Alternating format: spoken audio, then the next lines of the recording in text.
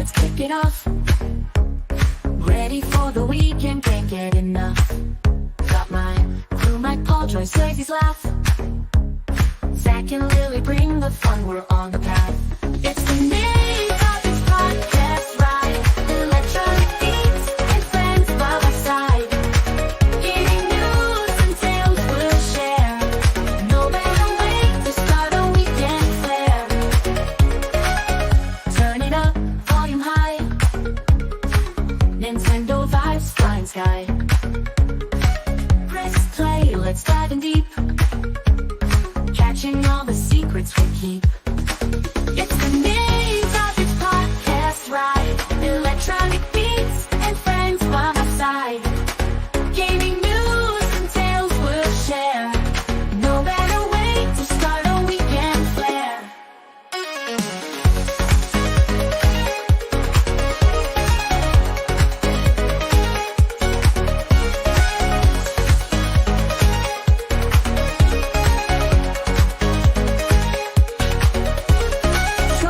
Quick stories flow, laughs and smiles as we go. Every Friday night so bright, Nintopics podcast feels so right. From Mario to Zelda quests, talking all the games we love the best. Choices, insights, Zach's big grin. Lily's got the news, let's begin. It's the Nintopics podcast ride. Electronic beats and friends by my side. Gaming news and tales we'll share. No better way to start a weekend flair.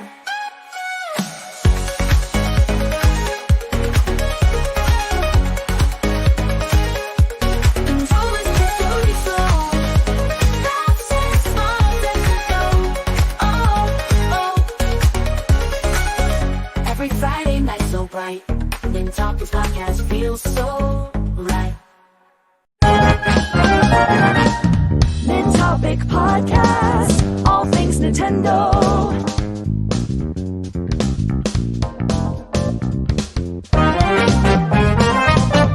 Yeah. I'm looking for the music. Hello, everyone. Hello. Thank you for joining us. Hello. I'm looking for the And I'm music. sorry, I have to show y'all. It just happened. UPS delivered super late, and guess who came to live with me? I didn't have her. So okay. She showed us that before the show and was like, I'm going to tell everyone it just came, even though I got it a week ago. Don't listen to Joycie. I No, would've I'm just told kidding. y'all I last just week. made that up. And I got a new Zelda shirt. Ooh. so My first cool. game, gotta represent. See, you and Paul weren't here for that. Before that, There. welcome everyone to the Nintopic podcast. We are here. Welcome, y'all. We are discombobulated, out of control, and that's okay because it's Friday night. I think everybody deserves to be a little bit wacky tonight, right? Because man, I haven't slept since yesterday. Oh man. Well, I actually woke up at 3:00 in the morning because it's still in Orlando time. I was in LA with Paul, and so I look at the clock. I say, okay, it's 12 o'clock at night, but it's really 3 o'clock in the morning for me. And so I kept saying that like back and forth. So I kept waking up at 3 o'clock in the morning. So I've been up since yesterday, Los Angeles time, 3 o'clock in the morning. So I have not slept. But we're here. Wow.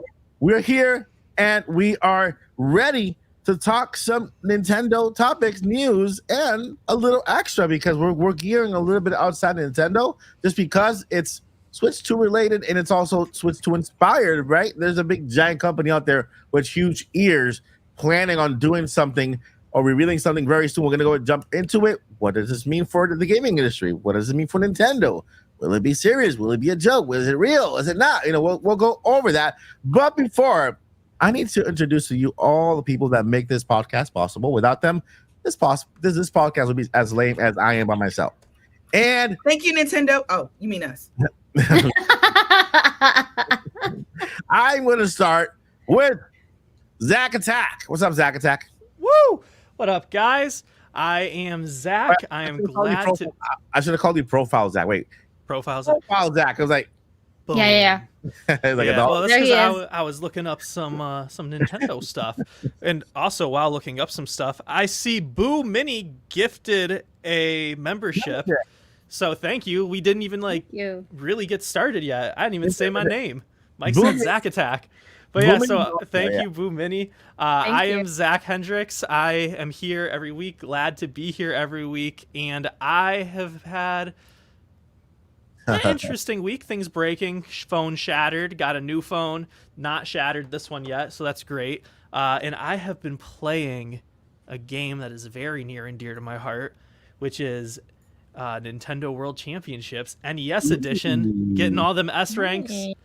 You Nice. know, it is. Dude, tell us why it's so it's important. so fun. What is that?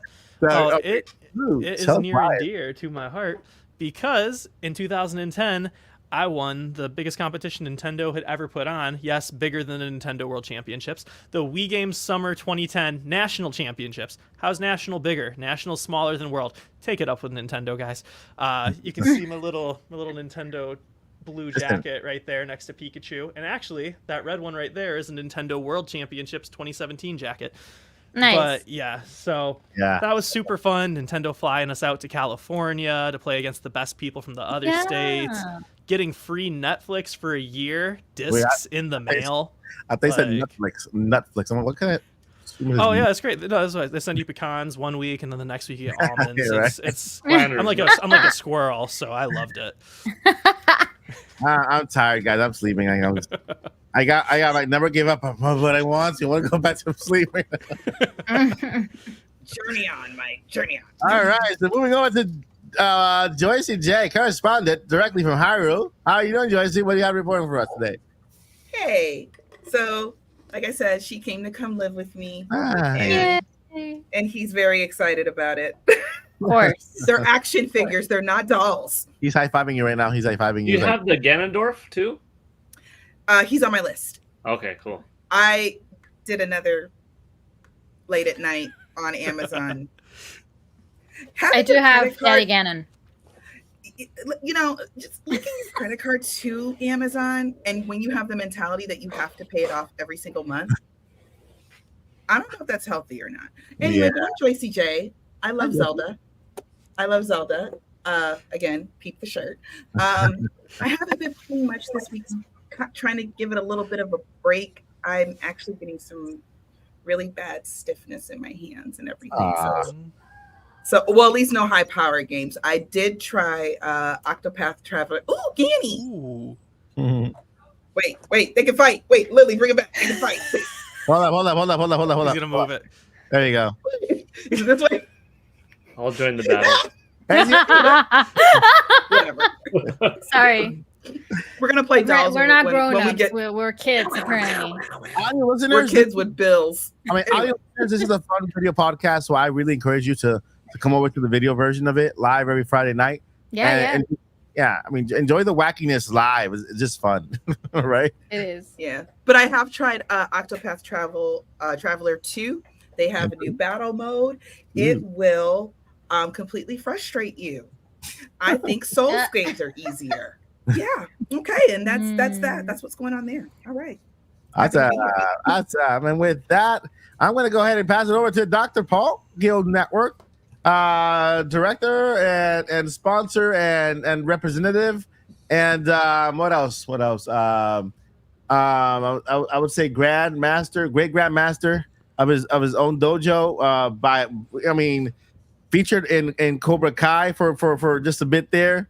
That's right. We got to talk about that. What? Yeah. Nobody told. I've been here since January. I've been here half a year, and I'm just finding out about this. Yeah, I found out when I was over there because Paul sent me like a little mini, very quick tour because like Paul knows I was like so like this, like so focused on the work, and I'm like, no, I want to go anywhere. I don't want to see the Hollywood studio. I don't want to see that. I'm like, I want to take you around. I want to take you here. I want to take you. And we actually passed by the Rashida Road, Rashida thingy. Rashida, yeah. Yeah. Where they have like the Cobra Kai thingy and stuff, and then it's a little. We'll talk about that later on because it'll take a little. That's another story. It's gonna take you a little while. Yeah. So Mike's tour to Los Angeles as done by the Paul Guild Network delivery system. Yeah. Got it. The PGN taxi service. Anyway, go ahead. It went silent for a second. Yeah, no, I'm doing well. The week was a busy one because, like Mike said, which we'll talk about later maybe on. Mike visited and we shot Indie Mania, and we'll talk more about that later because it's too much right now. But we had a great time. Yeah.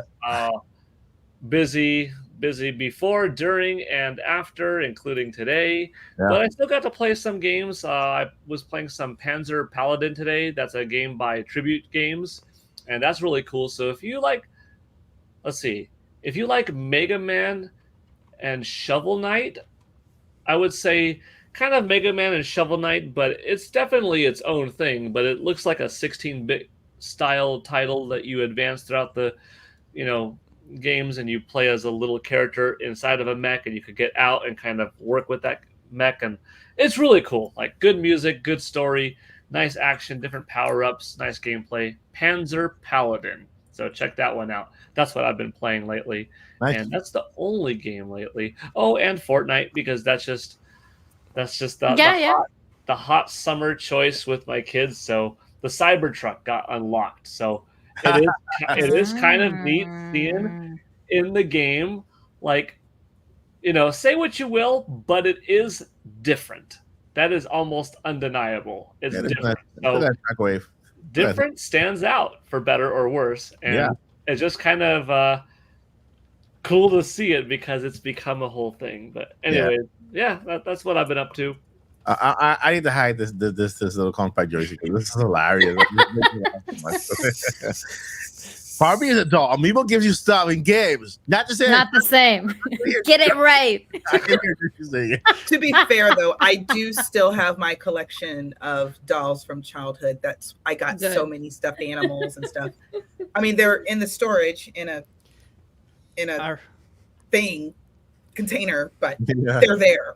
The Cabbage Patch dolls sit on the couch. Anyway, I remember one time my sister's friend, when I was in like middle school, called my Bionicles dolls, and I was like, "They are not dolls." And she's like, "Oh, I'm sorry, action figures." And I was like, "Collectible Legos." Collectibles, yeah. It's totally different. In my case, well, you heard a little bit of what I've been going through. I left yesterday. I left yesterday morning. Paul dropped me off at the airport at the Ryu Street Fighter guy airport. I took the bus there, then went to the airport, spent about 3 hours there waiting for the plane. Got on that plane, spent 4 hours and a half on that plane, then got to New Orleans, spent the night overnight all by myself in the airport. About 5 hours there. Then at 5:35 in the morning, I got on another plane, and then for 2.5 hours went to Orlando, and then from there I Ubered over. And so it's been a ride. And I literally just got home about, I would say, an hour and a few minutes. Yeah, roughly an hour. Yeah, about an hour. I just literally got home. I took a quick shower, changed my clothes and everything, and then just sat down here. Of course, I gave my family their hugs and kisses and the little figurines that I bought them in the airport from Los Angeles. Did you give them the hat? The most important thing. What hat? From In-N-Out? Oh yeah. It's still. I have not. It's in the bag, so I'll do that afterwards. That's a little inside joke, but we'll talk about that too, probably. I gotta tell you. I mean, that's what I have to talk about because that's what has happened. I've been in Los Angeles for the past 3 days, right? 3 days, 3 days, and so we've been filming Indie Mania. It's there's a story behind it. We'll get back into that later on. It's pretty fun, pretty exciting. It's an adventure, ups and downs, but guess what? We completed production on that. We're still doing production, by the way. There's still production happening as we go. It's super incredibly busy, but it's getting more exciting every single day. And Paul knows this. Like we're getting more excited about the event every single day. That's where I leave it. We'll talk more about it when we can, because NDA, right, Paul? NDA. Yeah, a lot of the stuff a lot of the stuff is. I mean, can't talk about developers. Very careful to put up what pictures we did put up. We can't talk about games. Yeah, signed a lot of stuff, saw a lot of stuff. You know what we can talk about? Yeah, all I gotta say is that, what has Lily been playing this week? That's what I want to know. I'm not done yet. We'll get there. I thought we were trying to actually stay on time this week. See, when I say something, Mike wants to correct me. But when other people say something, that's a good idea. Mike needs to talk about the cheeseburger. You want to hear about the cheeseburger? I was about to end with the grand finale, the cheeseburger. So yeah, I went to In-N-Out and I tried In-N-Out and it was your first time trying In-N-Out? Very, very first time at In-N-Out, and I have to say that every other fast food is cardboard. Did you order the special sauce though? Like I call it Mayo ketchup or Thousand Island sauce. It's Mayo ketchup. It's like ketchup and mayonnaise together mixed. Thousand Island, right? My mouth. I love In-N-Out. So I experienced In-N-Out for the very first time. I actually have to say it is the king of fast food burgers, right? I would actually put it up there with some gourmet burgers like BurgerFi or Five Guys, So, but it was actually pretty good. I understand it could vary from I guess from store to store, franchise to franchise, because I've been to a good Burger King. I've been to the most hard Burger King in the world, right? And so it's but I enjoy it. Thanks, Paul, for treating me to that little treat there. That's one of the highlights of the show. But we'll get into my trip later on. We'll talk about it more. Paul and I will do like a little episode, and we'll go over a lot of stuff, including stories. And with that, let me go ahead and then go over to Joycie, so that Joycie can introduce Lily and ask her what she's gonna play, what she's playing before. Nope. Nope. I'm not falling for that again. Nope. Anyway, I actually finished Luigi's Mansion 2. Saturday.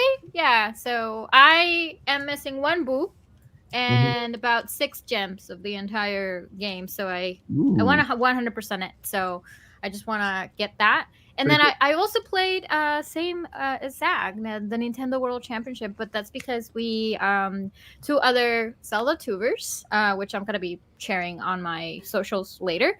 We did a collaboration and we did the entire Legend of Zelda challenge, so it was a lot of fun. Nice. That's pretty cool. But yeah, we're currently working on that video. We recorded this weekend. So, 2 days ago actually, on Thursday, so Wednesday. So yeah. It was They're fun. Recording it tomorrow. Yes, we are recording tomorrow. Well, I'm currently editing the video. Pretty much that's what I'm doing. Yeah. But it was kind of a challenge because the Nintendo World Championships does not support online multiplayers. Like you can go into the World Championship and you can play online, but you don't really have like the multiplayer feature. You can play locally up to 8 players on a party, but not online. And we are kind of scattered on the world because one of the YouTubers is actually in the UK, the other one is on the other side of Canada. So it was kind of what we did is we ended up joining into a Discord call and just, counting down, and we recorded everything separately. So I'm going to be putting everything together. It's going to be a lot of fun. Really cool. Yeah. So, and this weekend is going to be a long weekend for us. So yeah, I'm not working until Tuesday. Hell yeah. Woo! So that's it. The minute they add the minute they add that multiplayer onto the game, because I know eventually it's coming, it has to come. That game, I hope so. Yeah. Right. So the minute they add it, we will play it on the podcast here. Yes, please. I've been wanting to play Four Swords as well, but I think Joycie doesn't want to. I'll play it with you. I'll play it with you totally. I don't remember a day. Not with you, with me only. Okay. There's only 4 swords. We have 5 swords. Yeah. I guess. Well, Lily does live in the castle with me, so I mean, we're technically roommates or castle mates. So pretty much, that is correct. Oh, and by the way, Joycie, you give me a great idea because I'm seriously considering buying another Princess Zelda amiibo because I'm going to meet Patricia Somerset next month. Ooh, nice. So nice. I am. I think I'm gonna be considering getting both the collector's edition and the amiibo signed by her. So let's see. Very nice. Nice. Tell her She's really nice. I met her last September. Yeah. Yep. I met. Oh, you know everybody. I met her in my dreams. Anyway, so with that, everybody. with that, let's go ahead and move into our first topic today. And we got Dr. Professor Paul Gale Network in the house, who will be going over the first segment today, titled let me see here. Where's the title? Nintendo numbers. Nintendo numbers. Yeah, Nintendo numbers. Nintendo Switch numbers. Because over the past couple of days, we got some numbers coming in from Nintendo sales. And who better than Paul Gale? Better call Paul. There you go. Hello? Yes. To talk about the numbers. You got to go sit at the bottom of the pool and talk to us. No, I'm kidding. Yeah. Jump in the Mario pool again.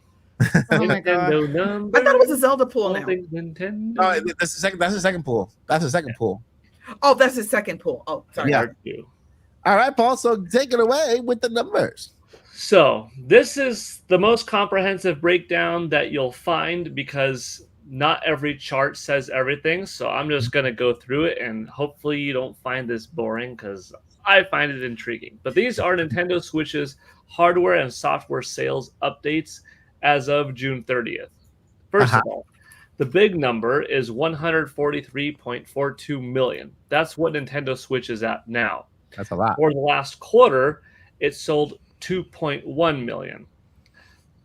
The total software on Nintendo Switch is now at a staggering 1,266,460,000. Wow. For the last quarter alone, 30.64 million pieces of software were sold. Now, this is a really interesting breakdown because the ratio now of hardware to software sold is at, well, I said it opposite, 8.83 to 1. So the average Nintendo Switch owner owns 8.83 games. And that's significant because it's very close to 9. And you might be thinking, well, geez, I've got like 60 myself. How is the average so low? There are a lot of people that only buy 1, 2, 3, 5 games on a system. You know what I mean? Yeah. So us crazies with our 100 titles and stuff like that, yeah, it all averages out. Average. Yeah. But the cool thing is this is the highest of any Nintendo ratio ever. So Wii, DS, all of these juggernauts, NES, N64, Game Boy, nope, none of them have a higher ratio of sold as 8.83 to 1.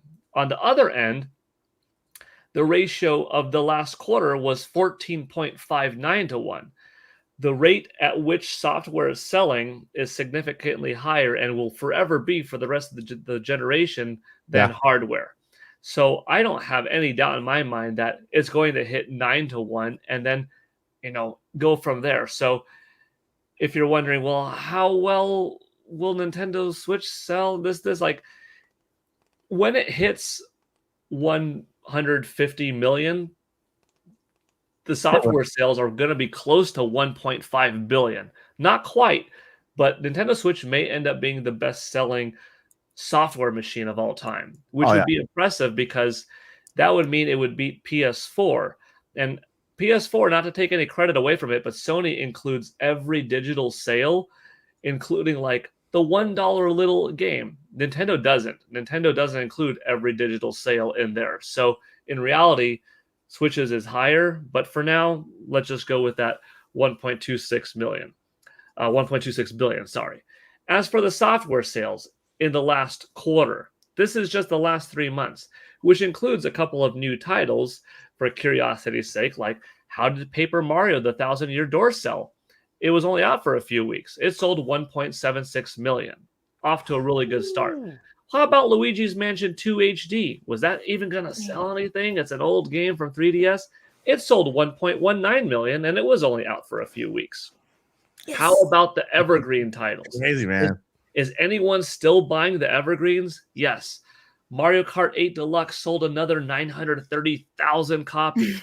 Animal Crossing New Horizons, another 490,000. Super Smash Bros. Ultimate, another 440,000. I'm skipping 2 on purpose. Super Mario Odyssey, 250,000. That's $250,000 for a 7-year-old game. Pokemon Scarlet and Pokemon Violet, 370,000. Super Mario Party, 180K. New Super Mario Bros. U Deluxe, that old one from Wii U, still managed to sell 160,000. And Pokemon Sword and Pokemon Shield, even with its successor out, still managed to sell 80,000. Not bad. Now, I skipped on 2 because this is the most interesting thing. This is the first quarter that The Legend of Zelda Breath of the Wild outsold The Legend of Zelda Tears of the Kingdom. Yep. Obviously, Wow. Breath of the Wild outsold it in the first place because it was out for longer, but ever since Tears of the Kingdom came out, each quarter it has sold more than Breath of the Wild. But this is the first time where Breath of the Wild, 200K. Tears of the Kingdom, 190K. It's only a 10,000 difference, but I think for a couple of reasons we see this. One, Tears of the Kingdom is a sequel. Sequels do have that little bit of boost. can I play it without knowing the predecessor? Oh, okay. But that's That kind makes of sense. also why Nintendo didn't make it super sequel heavy, so that newcomers could not feel alienated and not have to have felt that I did play Breath of the Wild or I didn't play Breath of the Wild and stuff like that. The other reason, it simply is a $10 more game. It's $70. And where Breath of the Wild occasionally goes on sale for 40, Tears of the Kingdom has yet to go on that $40 sale for a limited amount of time.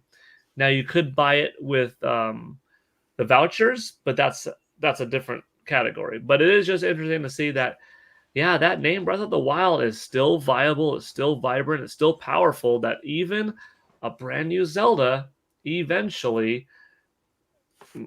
came into second place for the quarter. Now, Paul, let me just clear up something. This is the guys, the number you're seeing there are not dollar size. That's the numbers of units sold, the numbers of the copies that have been sold of the game. So it's not that it sold $20 million. It sold 20 million copies. Units. Yeah. So it's all copies. So everything you see is copies, not dollars. Which is and then next, a couple of funny little things. Well, not funny, but cool things.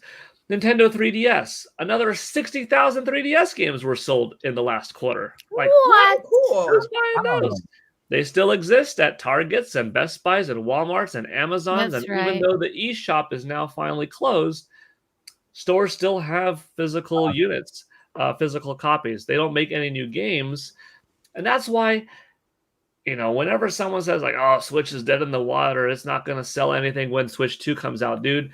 3DS has been extinct for forever, and it's still moving hundreds of thousands of copies of games per year.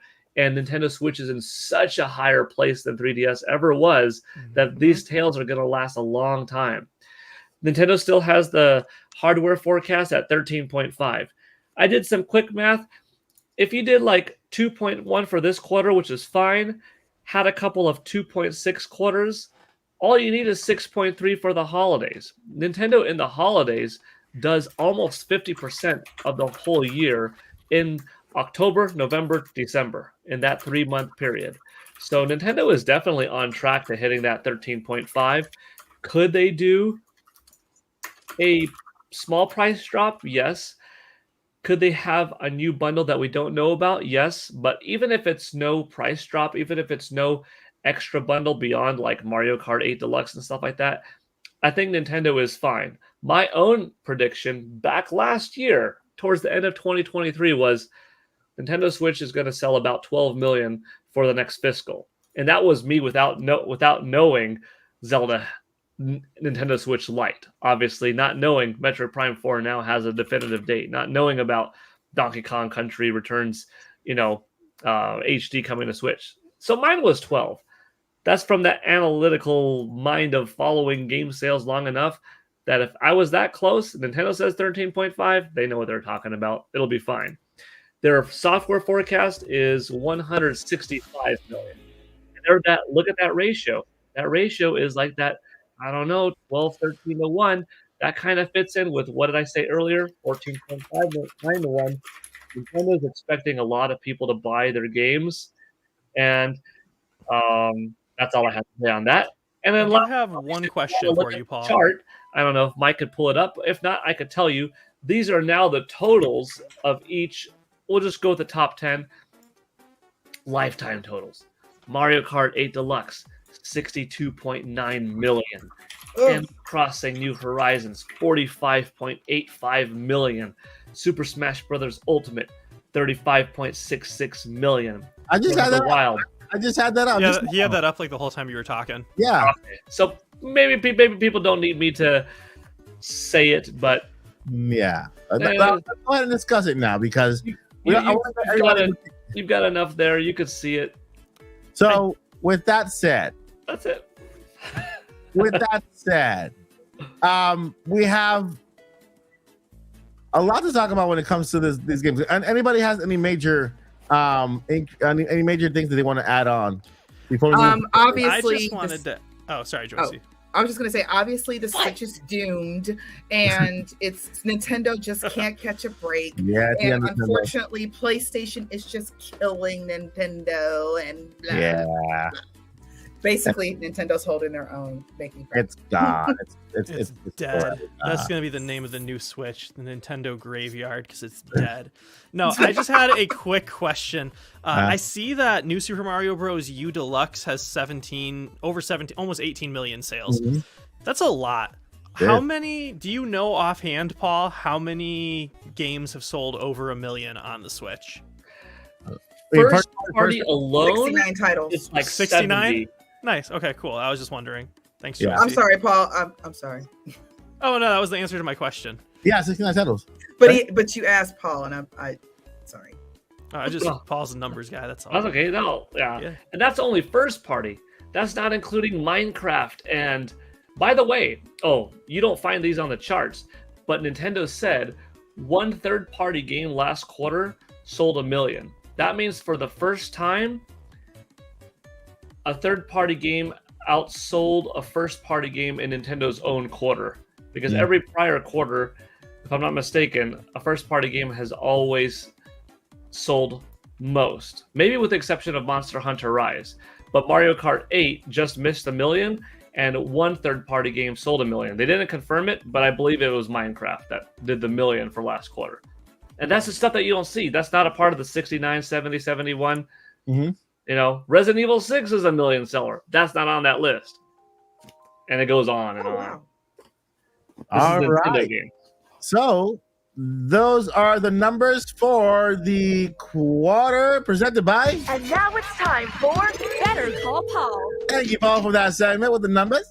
Right now, as you can see, you guys can hear the music. Yes.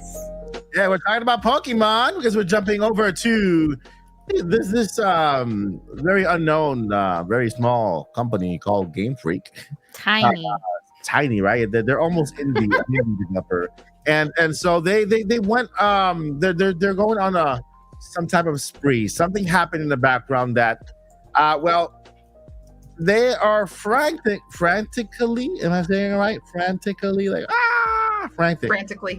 Yeah, they are actually doing a lot of hiring in a lot of departments. So either a lot of people got fired or they are doubling in size. And so what does this mean? I know Nintendo President Furukawa said that because of the newer generations of systems normally take longer periods of time to develop games. With Pokemon releasing games a lot because they have a schedule they have to meet, there's a show going on, they have to release it with a card or this and that. There's just this weird schedule for Pokemon. What do you guys think this means? Or is it they're just reacting to the big giant kind of duty thingy they made with Pokemon Scarlet and Violet? Is this a Switch 2 thing, knowing that because Switch 2 is a more powerful system, they need to spend more time developing? So instead of spending more time, they hired twice as much people so that they can kind of release in the same time period? Or what does this mean to you guys? Because right now it's a big deal, it's all over the place, and Game Freak is freaking out. Who's a Pokemon fan here? Anybody Pokemon fan? Go ahead, Paul.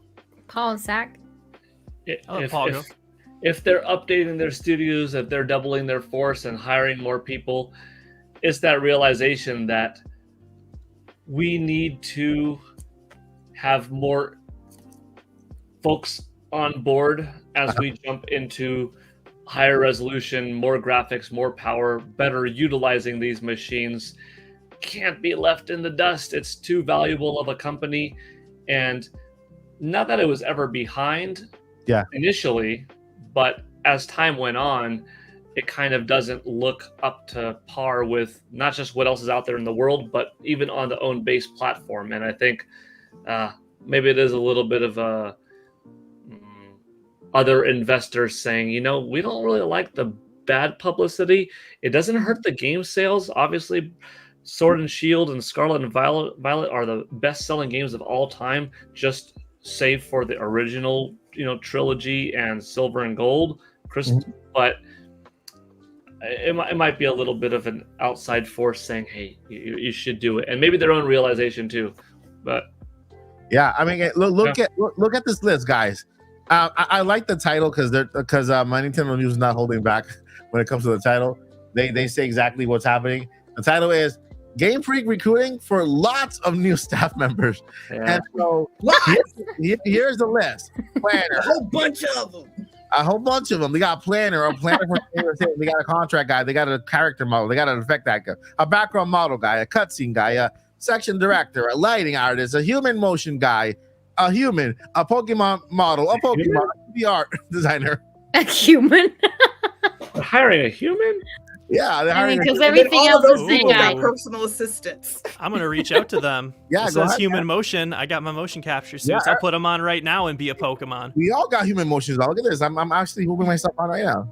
And project manager, game programmer. We got a lot of stuff. Look at this. They do have a lot of contracts as well. So. Yeah. There you go. Right here. Yeah. So I mean, these are all contracts right here. Sad, but true. I mean, hopefully it looks well on the resume once they're let go. Hey, I know IT can be help desk. Hey, wait, they actually have. That's what I do. They got a technical artist, an HR and recruitment. So wait a minute, hold up. They're hiring all these people, but they don't have somebody to recruit them. That's why it's so hard. That's why it's so hard to hire all these people. Exactly. They're gonna need the firepower, right? They're gonna need another HR recruiter to hire all this new, people that are going in. Yeah.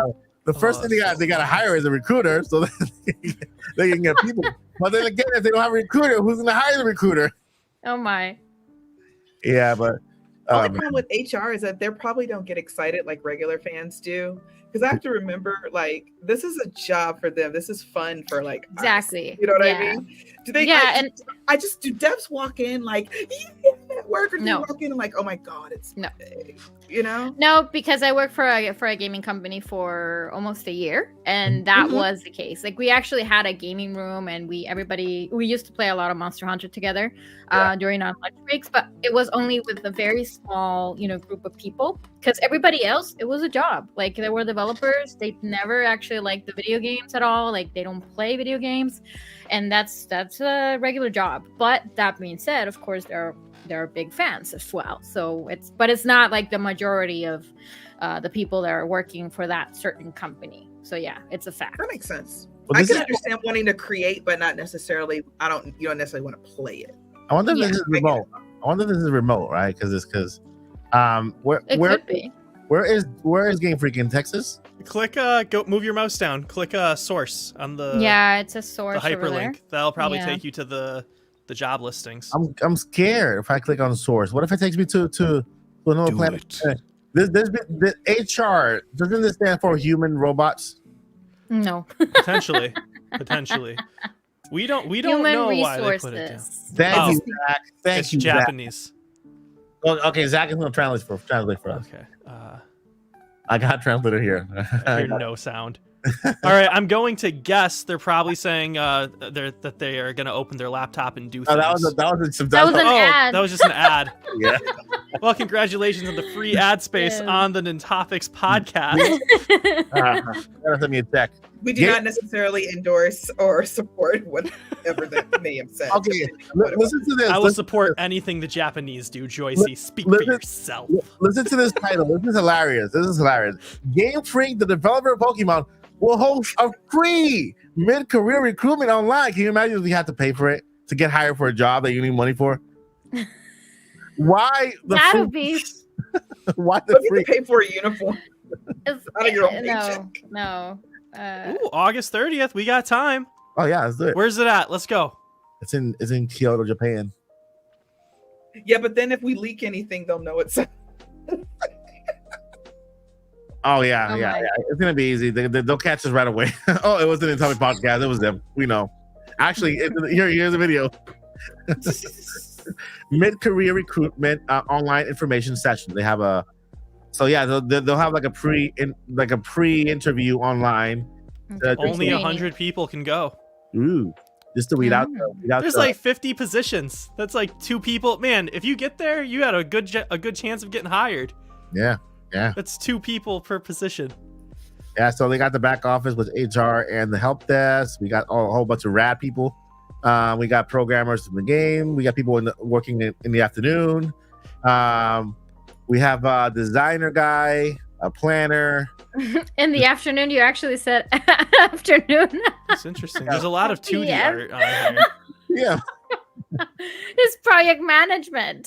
It's PM. It's afternoon. I was laughing when he said rad for R&D. I was like, I like that. At first I thought he said rat. Hilarious. Like you had something personal Great against job, R&D people. You're like, you bunch of rats. I was like, oh, rad. They're actually looking for a planner, so you can just give them a book. Send them like little planners that have like. Oh, I can plan. Calendars. Look at the freaking home screen on my phone. Look at this. We got my time zone, London, Japan, and then every 5 minutes of my day from when I wake up to when I go to sleep. So that's super healthy. I will breathe at 5:45 p.m. I will spend 15 minutes blinking, and then the rest of the time is my own. I have to confess that is what I've learned when you schedule. What'd you say? I have to confess that I have a calendar same as you. Yes. Every minute of my day. Yep. Yeah. Honestly, when you schedule in a 15-minute blinking session, like Mike said, it really changes things, man. I mean, it cuts time because you don't have to blink for the rest of the time. You can just continue reading without blinking. And they're like micro naps too, so it's almost like a 15-minute nap, but you're still able to see what's going on. Like nap. That sounds like how an office with nets outside would function, and that's all I'm going to say about that. Y'all want to hear a fact about me? Go ahead. What is it? A fun fact about me? Yeah, go ahead. I cannot take naps. I can't. No. I thought it was going to be you nap every time you blink. Oh, well, no. That's my evil twin, Dark Joycie. But, so, yeah, she's different. So, yeah. So when I go to bed or when I'm sleepy, I go to bed. That's it. Yeah. And I'm down until I feel like getting up. Oh, duh. You're going to bed, so you are actually down. How are you going to? Nobody sleeps standing up. Horses? Ganon died standing up. Name that game, chat. Anyway, but yeah, I can't.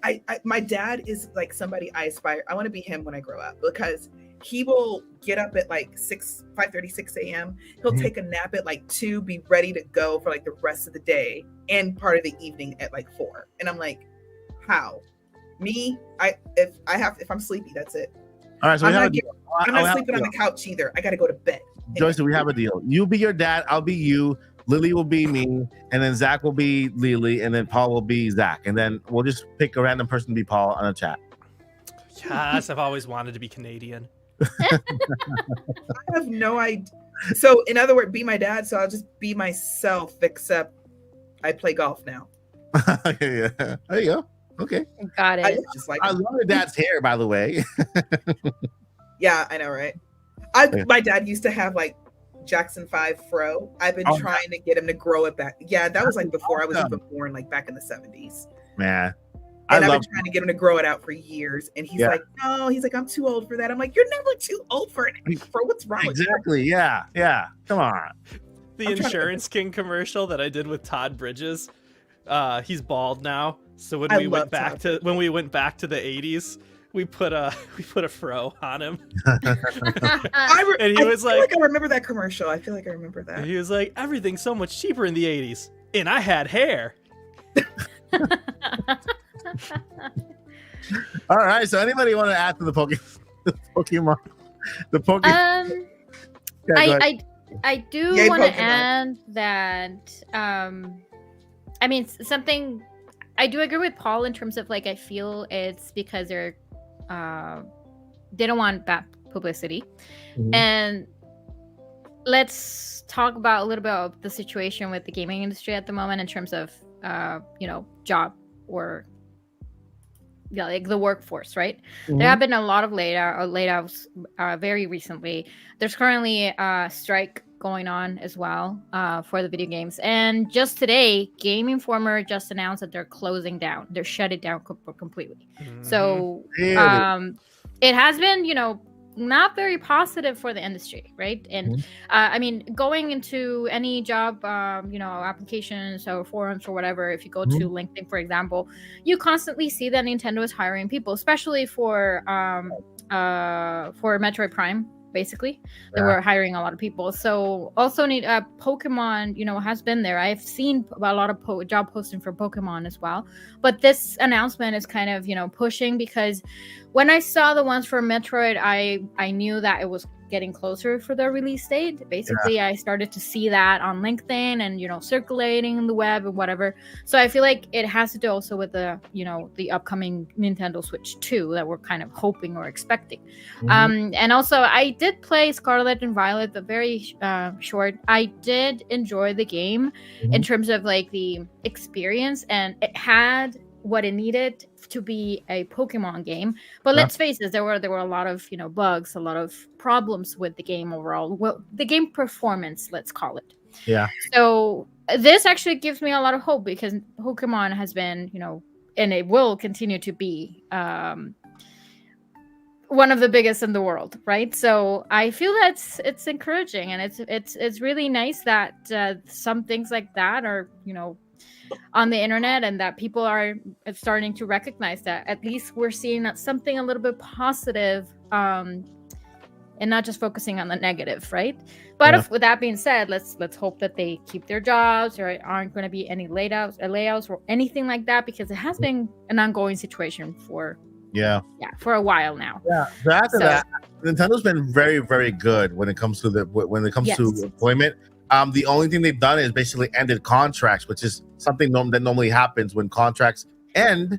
They decide to renew them or not. But when it comes to actually laying off people, you haven't heard this on Nintendo. And actually, Paul, I know you have a better memory than me in this. Who was it? Who said Iwata? Iwata, right? Iwata spoke about. It's like he sees the opposite. His solution for everything is hiring more people so that they can, and even cutting his salary. Yeah, he cut his own salary instead of laying off his team members. That's incredible. And I think he was it Iwata? It was somebody from Nintendo that said, well, people can't really focus if they're already worried. If they can't make great games if they're constantly worried about losing their job. That's the quote. That's the quote that I was talking about. Yeah, that I love that quote. And I believe that yes, you're absolutely right. Yeah. Nintendo's right now building another studio, that big studio. I'm pretty sure they're going to hire more people for that studio that they're building in Kyoto, where Paul and I are going to probably host Indie there next year. And so, I love that about Nintendo. But yeah, it is sad in the industry. This is the reason why there's something that I want to kind of put out there, and I'm not sure how this is gonna fall, right? How people are gonna take it, but this is how I see it, because I've had a whole cup of coffee, and so the reason why they do layoffs is because they overestimate. The forecasting is not done correctly. They overestimate. They focus way too much on the hyper realistic rather than the gameplay and the fun, the mechanics and the story and all this stuff. And they spend so much money on a game and they expect to make that money back, but they don't. And so in order to respond to their shareholders that they're making some sort of profit or they're staying within some type of margin, they let go. They let go people. And Apple did this. Apple did this, right? And I'm not gonna say I was a victim of that, but a little bit, you know. And it in the industry, not only in the game industry, but in general, right? Mm-hmm. But specifically in the game industry, they're spending way too much money on developing a super hyper realistic game. Let's make sure it has DLSS and the ray tracing. Oh my God, look at that shadow. That looks fantastic. And then you play. That's not what I think about when I play the game. Is this game really, really fun? Not the little shadow. Does he see? Oh my God, look at those footprints that he just left. That's oh my amazing. gosh, there's a pixel. Oh my God. Oh my gosh, it dropped a frame. And I will just a comment on that, Mike. I gotta say, when people kind of talk about that, first of all, everybody talk about that.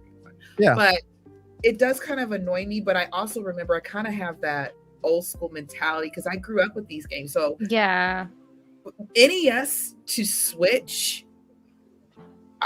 There's no. You couldn't have told me that we would have games like this back in 1995. You couldn't have told. Yeah. Oh, games one day are going to be really smooth. They're going to look better than movies. No, that's never going to happen. They can't do that. Yeah. They've done it. So, but the fact that what I love about Nintendo is that, let's be honest, like just about majority of their games are beautiful to look at. They get better with every console, every generation, but they've never lost that fun quality. Nobody makes a game quite like Nintendo. You know, yeah, it's basically I don't even know. It's some kind of magical dust they put on it. Yeah. Yeah. It's I totally agree. immersive, totally everything. Not that no other game is like that. It's just that when one of the most fun things about watching directs is trying to guess which game it is. You know what I mean? And as soon as we start seeing paint or ink flying, we're like, oh, Splatoon, or like that, like when they revealed Smash Bros. Like, oh, why are we seeing stuff from Splatoon? Oh, it's Smash Bros. You know, that was one of the best trailers ever. So that's one of the things I've just always appreciated about Nintendo is that it's just, I know what I'm looking at and I know I'm getting quality, whatever it is. Yeah, anyway, yeah. Sorry, random. No, but it fits perfectly. I agree. And I love Nintendo's way of thinking because fun is first. Fun is first, right? You have a game like Mario, almost no storyline, but amazing, incredible levels. You know what I mean? And mechanics, and they're always at the box. Look at Mario Wonder. Who expected Mario Wonder? That game came out of the blue. And all of a sudden, they were planning it, and they literally said, "Oh, we took our time with that game." That game had no release date. It had no schedule. Singing piranhas. Yeah, Piranha plants. It was inspired by music. It was a musical game, and we actually started with the music and built the game up. And it was like, wow, man, these people are having fun making their games, and that's what it's all about. Like, don't focus on how the game is going to look. Focus on how the game is going to play.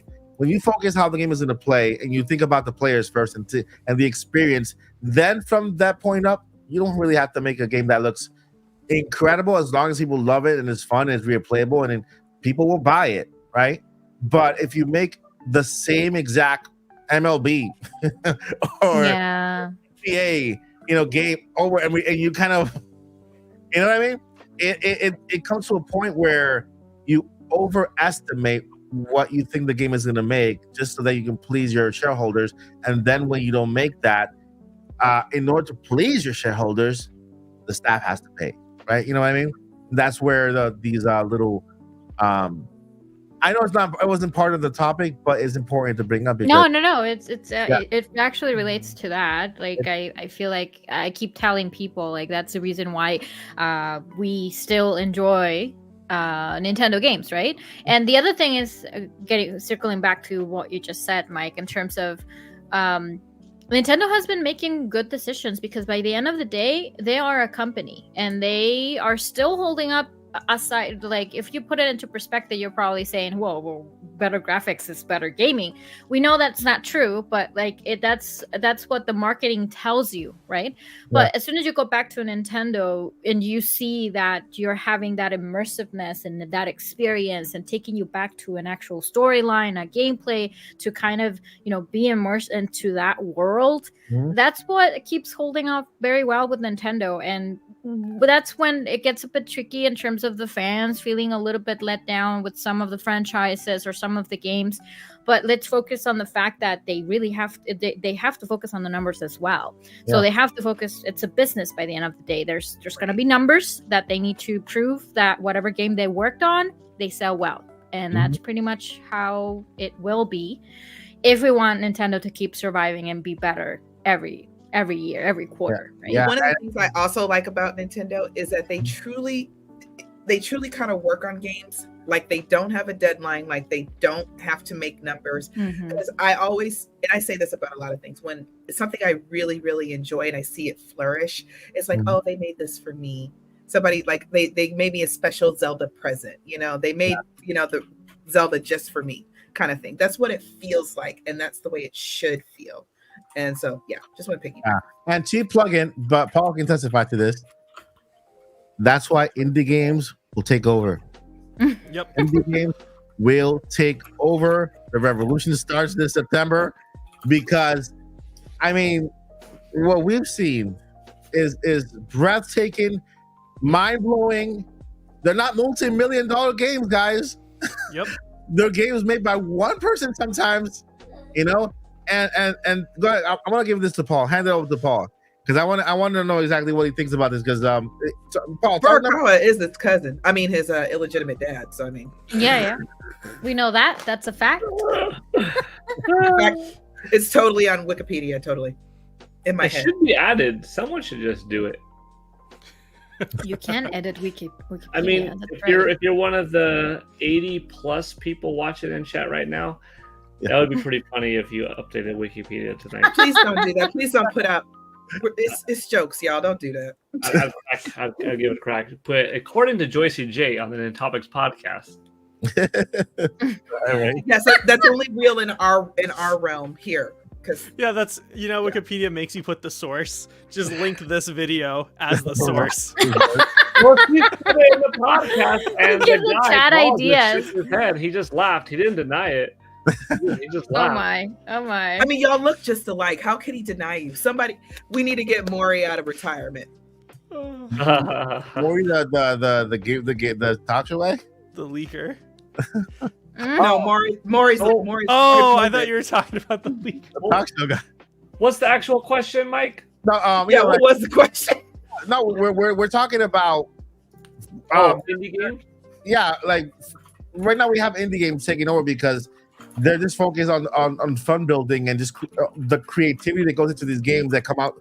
We've seen things we can't talk about, but it actually testifies to what this is. Because here we have developers getting laid off because of bad creative and bad like planning and stuff like that, and over expectations. But then we have the indie developers rising up and taking these amazing games that did not cost as much money as these people are actually throwing out the door, right? So, like, can you testify to that when it comes to the financials with these AAA companies that are making games that fall short, right?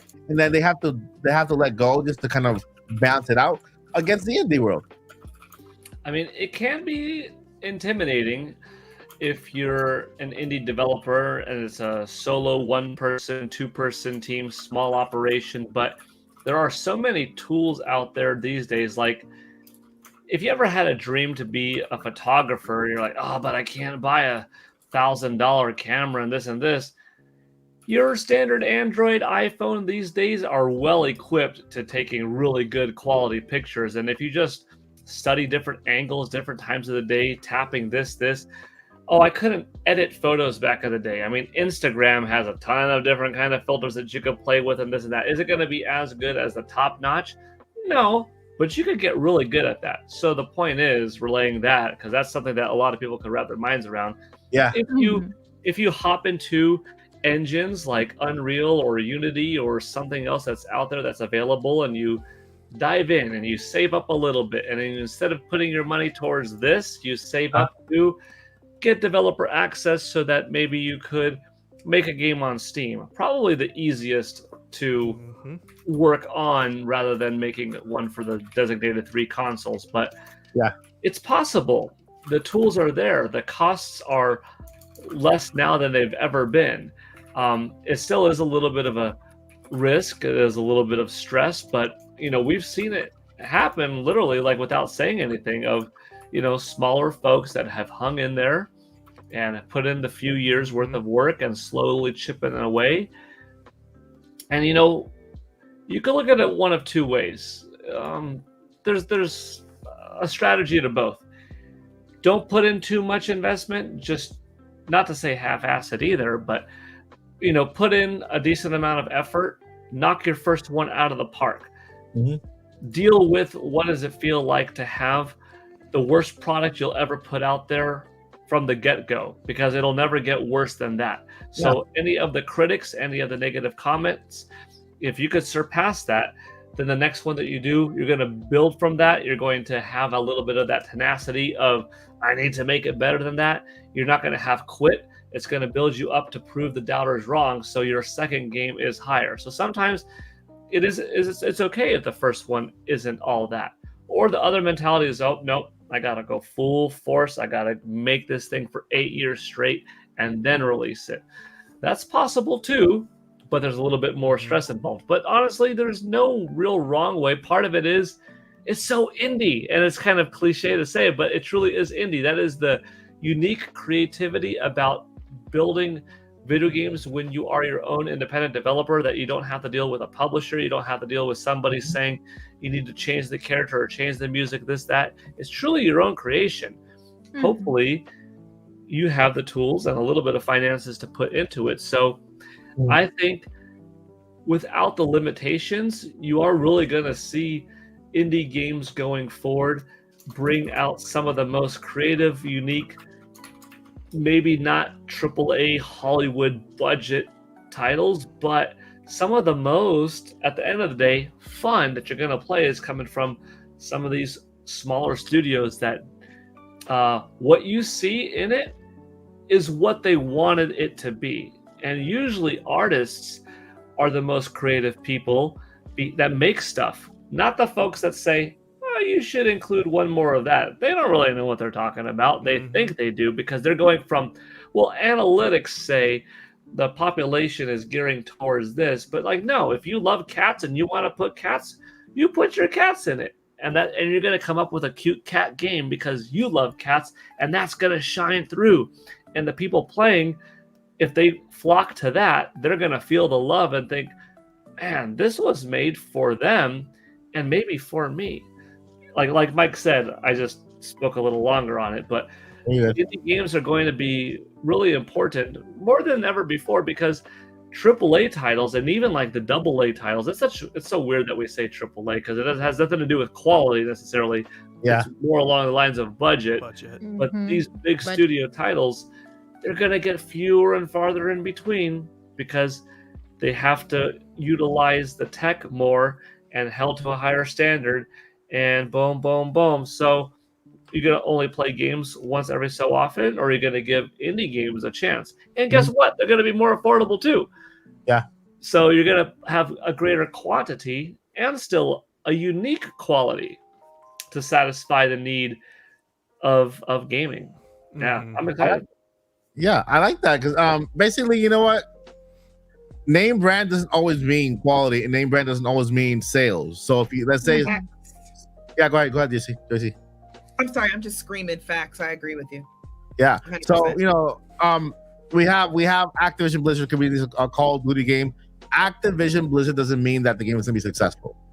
The game itself and the gameplay and everything they invest in the game is what makes it successful. That's why they're, sometimes they have issues and people say, wait, this game looks exactly like the last one. Like, lacking creativity, just because you put an extra number on it doesn't make it a next generation game. Just add a little update or whatever. But I I don't know. I'm a little bit passionate about this just because I like, just like everyone else on the crew today. I don't like people losing their jobs, especially when they're their dream job as a developer in a company. They're so excited, and I've seen way too many tweets about people just, hey, I was one of those people. I was one of those. I just lost my dream job. A friend of mine. Happened like 3 weeks ago. And it's sad because these people like spend their time, their part of their lives studying so hard to become so great at what they do, and they do a great job, but because of a lack of vision, I would say, and they end up paying for it. They're like, okay, well, we have you there and you work for us, but you're also this scapegoat, and that we have that just in case our game doesn't do well, we just let you go. Even if you did a good job, it's okay. We'll just let you go. You'll be fine. Yeah. And something else, I've said this before, but I really have to say harp on this. And then I really, really want to hear. I want Zach to chime in for us.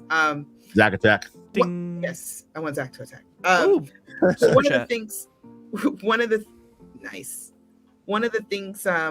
Wait, we do got to shout this out real quick. Thank you so much, Boo Mini. Like, I don't see you like almost every day in chat. We will get to your question now, right? Yeah, right after you finish your comment, we can go. Oh, okay.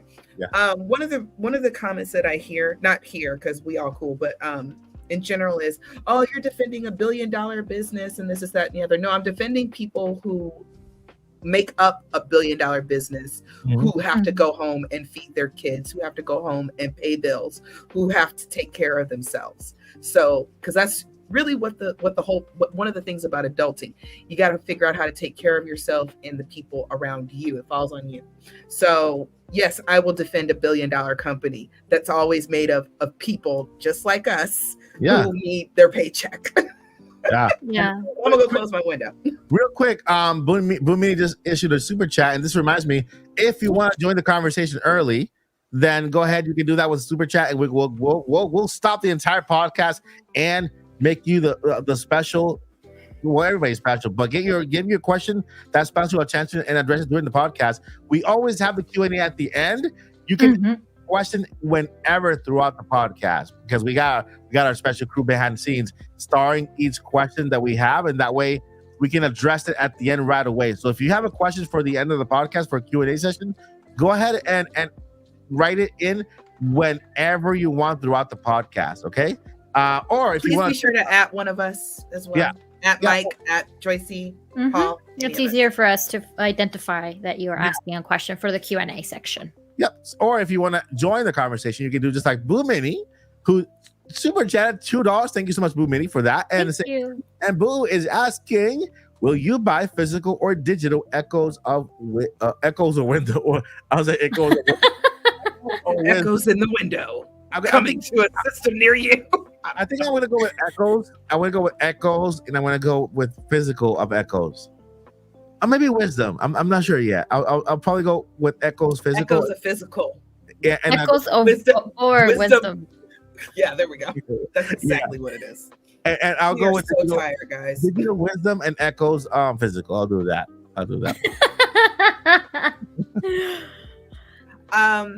For me, I am going to again get on my hill and preach really quickly. Physical everything. Some games like Zelda, I sometimes double dip. So I always get a physical copy. But let's say Amazon is running late and I don't want to wait. I will double dip and download it. I don't necessarily suggest that, but real quick, y'all, one day digital, everything's going to be digital. Every single thing. I'm not wild about that idea. One of these days I'll get back on my soapbox and I'll talk about why physical is a built-in insurance policy. I've mentioned it before, but I'll actually get into it. Yeah. And also, don't you want to touch stuff and oh yay, I have action figures that could sit on my controller and do things. I have an answer for that. I have an answer for that. I have an answer for that. Because you can say, hey, I just bought Zelda Breath of the Wild. When it came out, guess what? It's still in mint condition. If you're going to double dip, that is also the way to go. You might as well just keep it all pretty in the box and everything, because you never know. No, I'm talking about digital. Talking about digital. His digital file is in mid condition. My digital game is still mid condition. No hands. Okay. Go take a nap, Mike. And Zach, please answer the question. So rude, Mike. I support that joke. I thought it was funny. It's a sleepy dad joke. Although Mike did see The Legend of Zelda: Ocarina of Time. This guy. Paul is nuts. Okay, Paul has like $100,000 in games, like literally sealed in the box or kind of almost in brand new condition.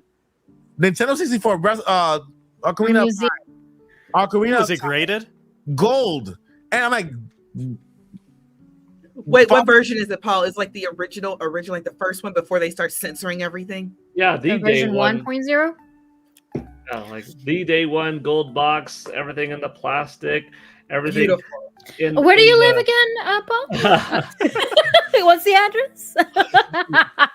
Come on, Joycie, let's go.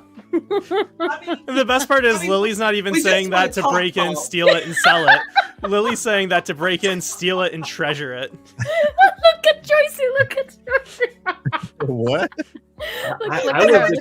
We just want to talk. Oh. I was a kid that I held on to my stuff. I wrapped up all of my controllers nicely. I kept all of my box nice. After I played with stuff, like I'd take out the cartridge, I would put the cartridge back in the plastic, put the plastic back in the thing. Like how I showed it to Mike was like, let me open up my shelf, let me take out the plastic, and let me take the thing out of the plastic. Like, oh wow. And like this goes true for my old school Ninja Turtle toys, my Power Ranger toys. I have all my old NES box, July 7th, 1989 from Toys R Us with a little sticker on the top right corner of the box and with all those styrofoam and junk in it. And my old NES, the old NES is still hooked up and playable. Yeah. I have the old box too for it. So Paul can have literally a gaming museum. Yeah. Hey, real quick, Paul, you've watched AVGN, right? Angry Video Game Nerd? Yeah, I've seen it. Yeah. Have you Paul's seen? Like, yeah, we know each other. I'm sure that's your other cousin. But seriously, have you seen like his setup and all of the games he's been collecting since he was a child too? Oh man, now I want to see y'all face off. Like who has the best? Oh my god, hold on. I need to highlight this one because this is so funny. Paul has to buy a second home just to start. Yes. Listen, 10,000 noodles. You have no idea how true this is. There is a second house, and then this second house is where he has all his collection. Oh my. You know your Nintendo collection's going crazy when you're just like, well, what should I get now? I guess I'll put Mario and Zelda in my pool. No, wait, he has a Mario pool and then another pool. Yeah, exactly. Yeah, exactly. Yeah, that's what it's just like, well, I'm running out of stuff to get, so I guess I'll just make a new collectible. They stopped making games. They stopped making physical games, so I got to make physical. I carved my tree, and I turned my tree into.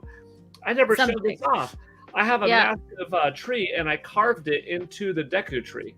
Oh my God, Paul! So the way my tree is now, it's actually the Deku tree. We don't have to go to you're gonna check out the Paul Museum one day, and you're gonna be like walking past us and be like, cool video game, cool collectible, tree, swimming pool, another swimming pool. It's just like kind of museum is this? Deku tree.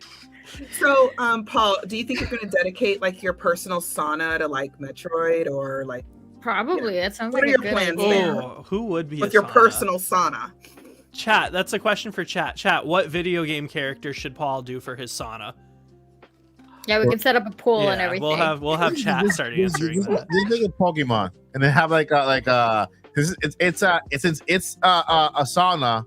It's hot. You just have like what do you call that big giant lizard guy? Charizard. Yeah, that Charizard, guy. I think. He's not a dragon. Yeah, he's not. It's so bogus.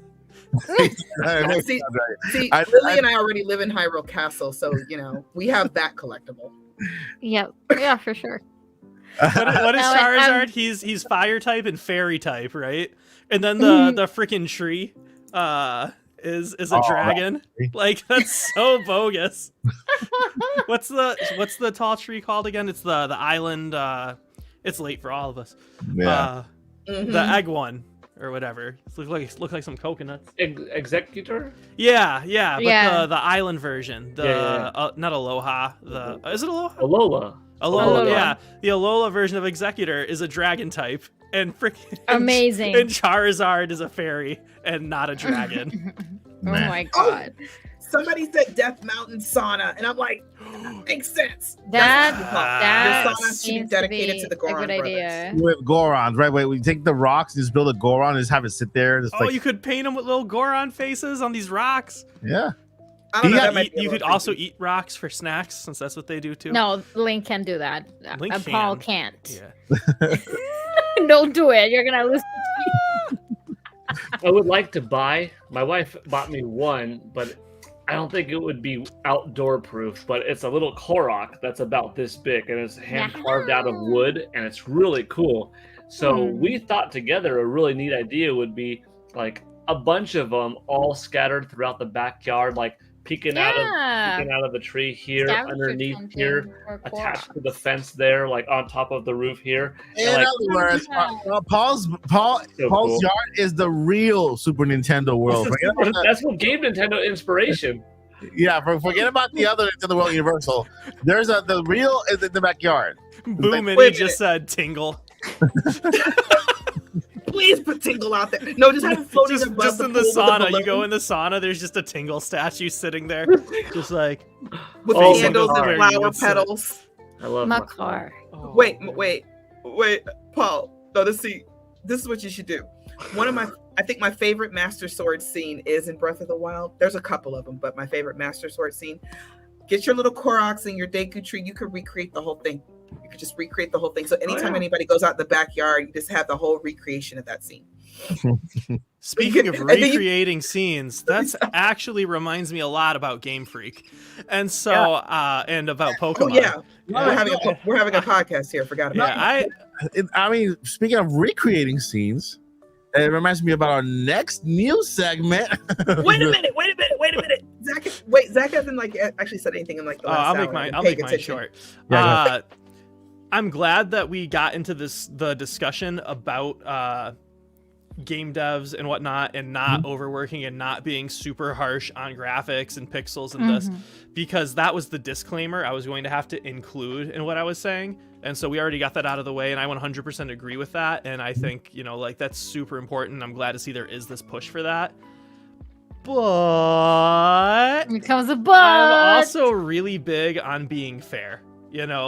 People have extreme opinions so much. Some people are like, no, it needs to be the best graphics ever, or whatever. And then other people are like, no, the graphic can be a stick. I just want it to be fun. And it's just like, oh, it could be a good looking stick. Like, can we, maybe like a 360p, 480p.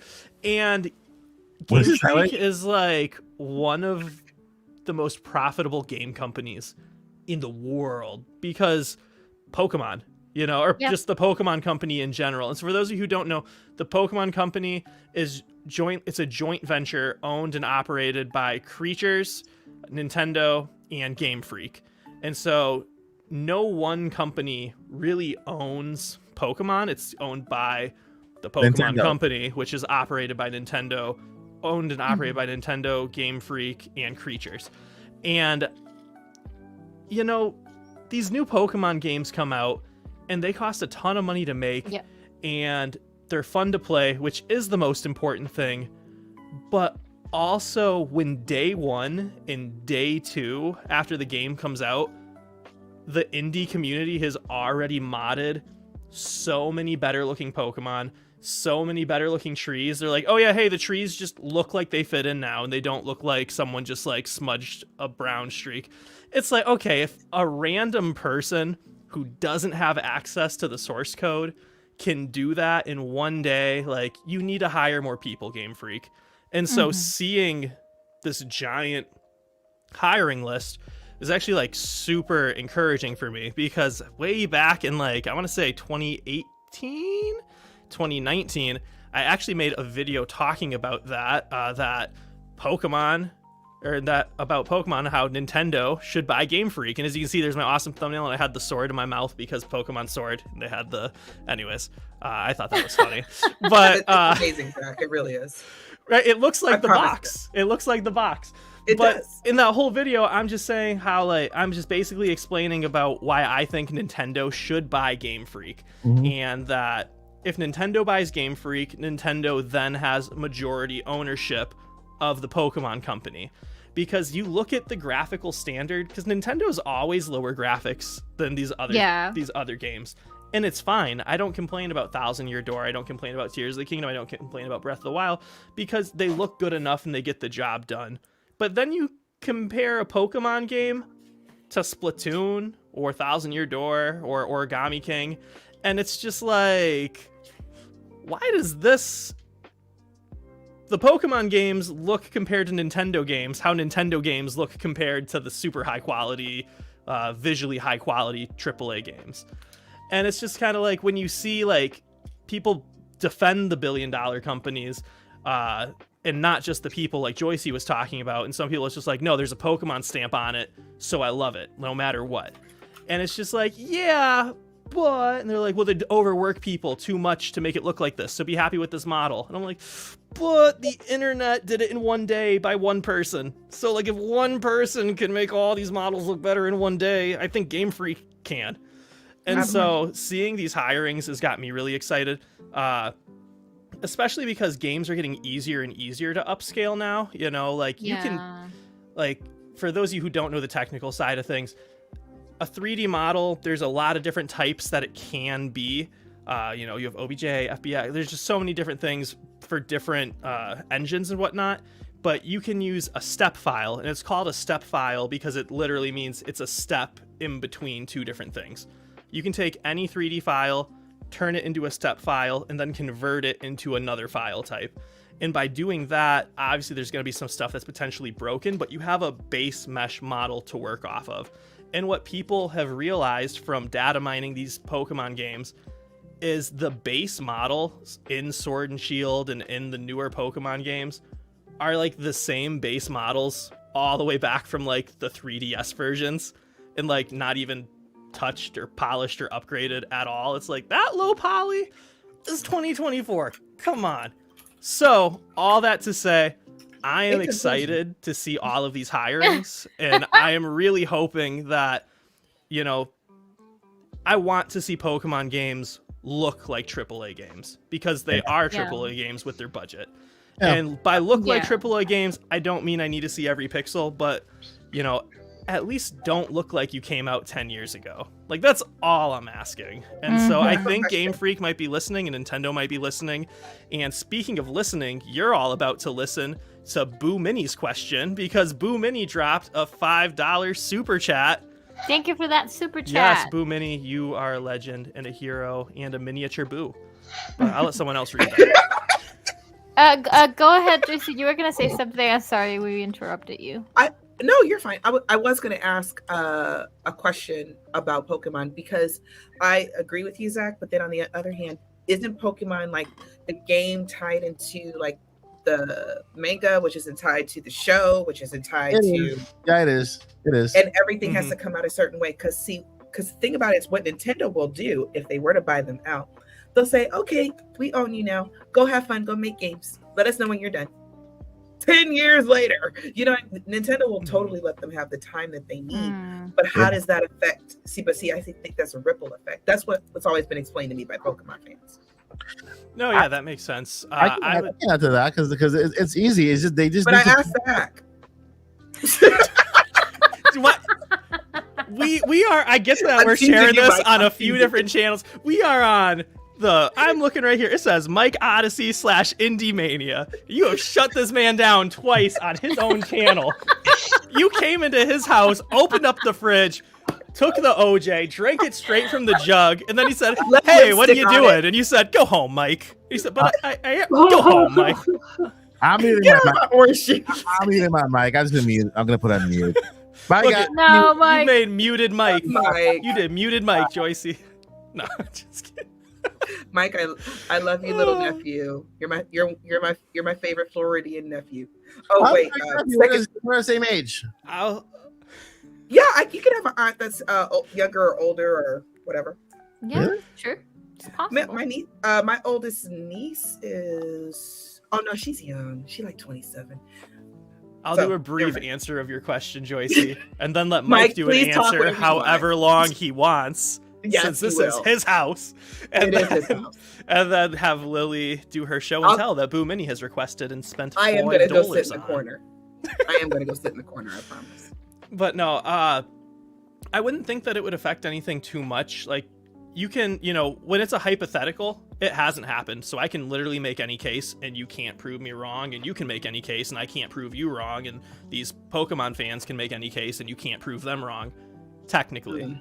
But when understanding how these businesses work and whatnot, I don't think there would practically be any changes.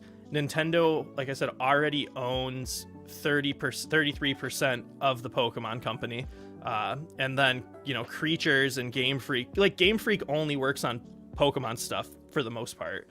And so, like, the Pokemon company doesn't just oversee the games. The Pokemon company oversees everything. Mhm. And everything Pokemon is profitable. I would argue that the toys and the cards are probably more profitable than the games. And so Nintendo's not going to do anything to mess that up, because they're like, well, we're a game company first. If anything, Nintendo, ideally when a company takes over another company, what they should do and what we want them to do, they don't always, is say, okay, cool, we're going to clean this stuff up. Here's resources to do something better. I just want Game Freak to have Nintendo resources, basically. That's what's up, Mike. Will you please also tell me what you were going to say? Because I really, really, really want to know. Because you're one of my favorite. I can tell it's about to be sassy. He's muted. He said he was gonna be muted. For those of you who are listening and not watching, Mike has muted himself and he is going off. He is making a list. He's holding up 5 fingers, doing the blah blah blah blah blah with his hand. And he's telling me that I'm talking too much. Basically, he's letting Joycie have what she wanted. He said, "Oh, is this what you want? Is this what you want?" Or, that's my Mike voice, I guess. See, I'm noticing when we get sleepy, we all get a little sassy. So a bit. Only and the a reason bit. I had to say you're also my favoriteest nephew, because Andres is my nephew too, and he lives in Florida. So you're both my favorite. Who? Andre lives in Miami. That's not real Florida. That's just like the That's bottom. fake Florida? I thought it was real Florida because like Will Smith did like a song about it. I was making a joke. Oh, I thought it was real because Will Smith made a song about it. Aren't the Men in Black real? Who's Will Smith? He's this guy that was on this show back in the day, like Silver Spoons or something. I heard this new rapper name is a Slap. Yo, I'm the Slap here. I'm here to slap you if you don't talk to me. You slap. Oh, what the heck? Sorry, Slap. there's a fly. Anyway, I'm not gonna get into it, but Chris Rock deserved that. Let's move on. Anyway. So Chris Rock deserved it. Super chat. Could Lily Hyrule do a brief show and tell of the Zelda book set on her desk in the treasure chest?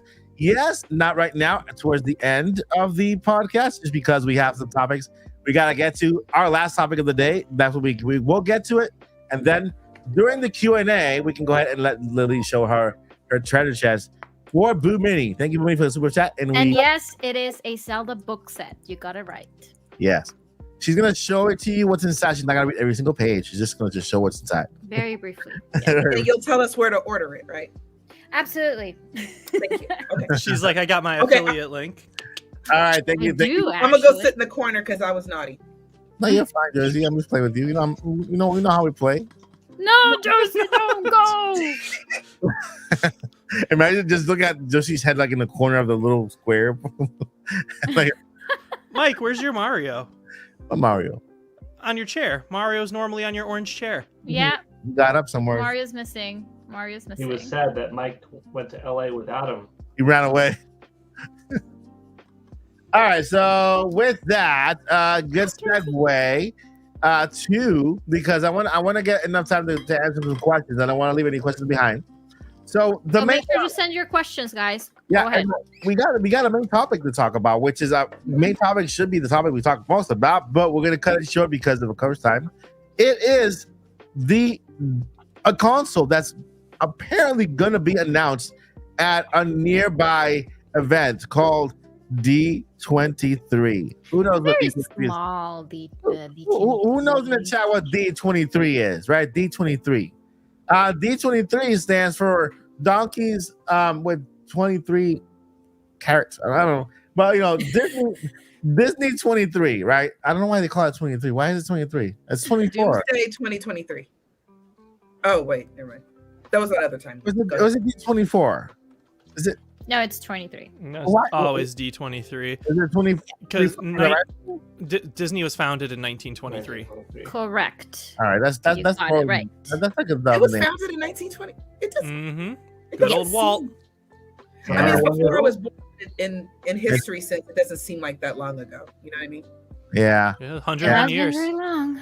So My grandmother's like 95, so it's like that doesn't seem like a, you know what I mean? yeah. So with that, there is a rumor out there. Well, it's not a rumor. It's already been confirmed by Disney about 2 years ago, but they've been silent. And so they're apparently working on a gaming console, right? We don't know whether the gaming console is going to be handheld, whether it's Disney related only, whether whatever. They're working on the gaming console. And so Rumorville has started like lighting up again that D23, when do they have a date? When is it? Next week. Next week, D23 will be the date where they will announce their brand new gaming console. So Disney is trying to get into the gaming industry. It's like Blockbuster trying to get into the digital age after Netflix have taken over. So with that, there are a couple of questions that I wrote here for this segment. All right, we're going to talk about a couple of things. Will they mimic Nintendo Switch and make a hybrid console, or will it be a traditional console? Will it have Mickey ears? Will it not have Mickey ears? Oh boy! All right. Does it play Zelda? The question is it a serious console? Is it a serious console, or is it one of those little consoles that has like classic Disney games, like a classic console? You know how like the NES Classic, Super NES Classic? Is it like a console with just Disney titles in there, right? Because I know remember Aladdin from the Super Nintendo, like the Aladdin and from is it NES? So It was. I think it was Super Nintendo. yeah, and so let's see here. What kind of power will it have? Is it a powerful console, or is it like a gimmick kind of thing? You know. And then at the end, what will it be called? The Disney Dream, right? And with this part, you guys can have fun, you know. Mm-hmm. And let's see here. And of course, I wanted to put print in price. And with that, the price. What is the price of that? So we're gonna go over all those things. What kind of console is gonna be? Is it a serious thing, or is it just a Disney related kind of thing? Will it be a powerful thing, or is it a just Disney gimmick? Console name and price range. Can I ask a question real quick? Oh, So I can also help had a formulate question. my Dang answer? it, Joycie beat me. Yeah, go ahead. Wait your turn. What's Hit the you in the head. Not a bonk. I'm actually talking to you guys like you're like my little nephews. Sorry. Okay, so is it true that Disney also has like a whole like gaming dev division as well? It was Or- true. That is Yeah. true. Okay. So somebody else go first. I'm formulating. They My... used to make a lot of games before for PC, like those little ROMs, a lot. And so I'm guessing they're trying to make a return to games. Right now they do a lot of collaborations with studios, big studios like Square. It was Disney Interactive Studios. Yeah. Kingdom Hearts, man. I remember that when you put the CD-ROM for Lion King, and then you see like Disney Interactive Studios in there. Oh, I miss the Aladdin game on the SNES and what was the other system it was on? Genesis? Okay, yeah. Yeah. But was such a it went good game. defunct on May 10, 2016. Okay. So the question is, will it be first question? Will it be hybrid or traditional? What do you guys think? Hybrid or traditional? He had a question. But me going first is actually asking questions about this before. So I just want some more info because I love all of the properties that Disney owns. That's like all my favorite stuff. Mm-hmm. So like what's going on with this? Like what was the leak? Like There was no leak. There was no leak. Okay. The leak is just information out there that it might be presented in D23. It will be presented at some point in the future. We don't know when. Got you. Okay. Yeah, is that it might be presented, but I'm guessing that comes out every year. Okay, so then I guess then I'm gonna say mobile, and I'm going to ask, is it possibly not a true console? Because back in December, I remember getting excited about this. It came out, and you're the patent guy, so you've probably seen this already, that Disney had patented a gaming device for their amusement parks for your wrist. And it was going to have an LCD screen and all of this stuff. And it would have your own profile. And there was a lot of questions if it would have home capabilities. Mm-hmm. So is this potentially just the Disney Watch thing, or is the Disney Watch thing something that you can use at the park and then go home and use it on your Disney home console too? Yeah, I mean, it's like you mean the watch that from Super Nintendo World that you can. All right, so let me go. So there was a patent for a different thing that it's big. It was this big, like your wrist. I think it was last year that they filed that. And the web slinger on the theme park kind of matches what they were kind of patent and. Yep. I'll try and find it and send the link. But I mean, Disney parks have already integrated gamification for quite a while. So they do have interactive applications, mobile applications. When you go into Star Wars Galaxy's Edge, for example, you have all these kind of things that you have to go and find and whatnot. So there's a lot of interaction, and especially Disney, they do want to integrate virtual reality as well eventually. So they have plans for that, and I feel like that to your point, Zach, I feel that one was more for use it internally on Disney parks and not specifically for a gaming console. But it does make sense that if they do work on a gaming console, to be able to connect that device to the gaming console makes sense. It does make sense.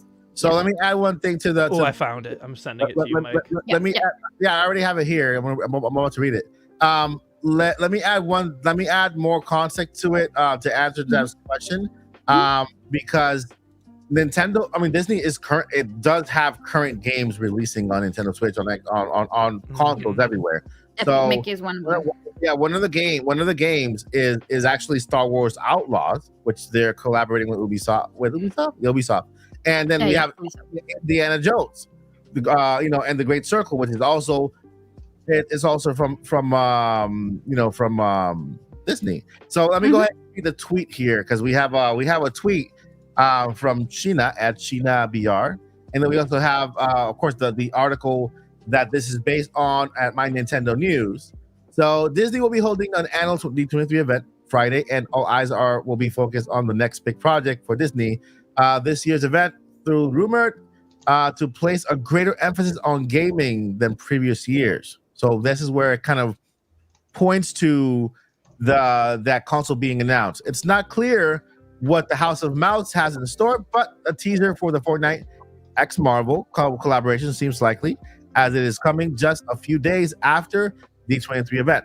Other projects, which could include showcase during the event, could include Star Wars Outlaws, which Star Wars is a Disney property. They have parks and everything, and of course Indiana Jones and the Great Circle. Hopefully there will be some other surprises as well. D23 takes place on the 9th of August through the 11th of August. And then the actual tweet, I guess this guy's a leaker.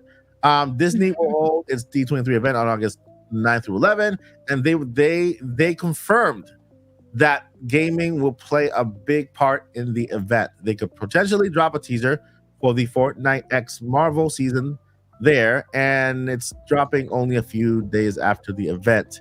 So that is basically the actual the latest news on the event, and of course the potential of the console making it there is a rumor that is attached to that. There's no confirmation whether it's going to happen.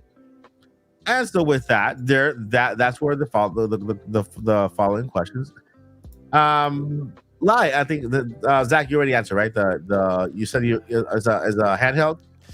So I think for sure For sure, we're getting that wrist thing, and that's what I sent if you do want to show it later on while we're talking. Because, yeah, I thought it was just a watch. I didn't realize when I was looking at the patent. It's like, you're right, Lily. It's like your whole arm. It's big. But, so, for sure, I'm going mobile with that thing for the theme parks. But then, I'm going to say hopeful for a home console that, like, that can work with. Yeah, and this patent is not related to the console that they spoke about years ago. It's not at all. This is just a device that will make the theme parks more interactive. You know, and they've already started with this. They started with the wristbands already. So this is like a futuristic version of the wristband. It has a screen on it. And it kind of wraps around your arm like that. And again, patent. So it's their kind of funny thing that Nintendo did. I mean, not Nintendo. Nintendo. That Disney did have this, and they're protecting their idea, but not necessarily that it's gonna make it. Just like every patent, this could be just part of an idea, and some features from this could make it to the final product. We will never see a final product just looking at in a patent. You know, we'll see bits and pieces unless the product is already out and they're making some updates to that product. We see the product in the patent, but if the product is not out, they will never put the actual product in its finished form on a patent. That's just what they do. So yeah, well, let's go ahead and think. Let's go ahead and stay within the console realm, like console realm. What do you think, Lily? Do you see them going, being inspired by Nintendo and then doing like a hybrid, or do you think they'll go more traditional route and give us like PlayStation and Xbox, right? Like a stationary console? Yeah, you guys know that I love Legend of Zelda. However, I'm a bigger Disney fan. And that's why I've been throwing out a lot of details. And I just love Disney overall. And there's something else there in terms of Nintendo. For me, Nintendo is the Disney for gaming. That's how it's exactly the way I see it. Yeah. Having said that, Disney will be competing with very, very big companies, including Nintendo. So they already failed once. They failed with Disney Interactive. They had Disney Infinity. They have Kingdom Hearts. Yes. But that's pretty much all they have, unfortunately. And I do think that they need to do something for the gaming industry because, of course, Disney does own a lot of IPs that they can pretty much get a lot of games on. But having said that, that's why I don't believe that they're going to go with a console. Honestly, I feel that they're going to be focusing more in just gaming, just Disney games, at least for now. I doubt that they're gonna, throw a big party at D23 exclusively for a console. A teaser, if that is something that it's happening, yeah, it could be a possibility, but I'll say it's very, very low.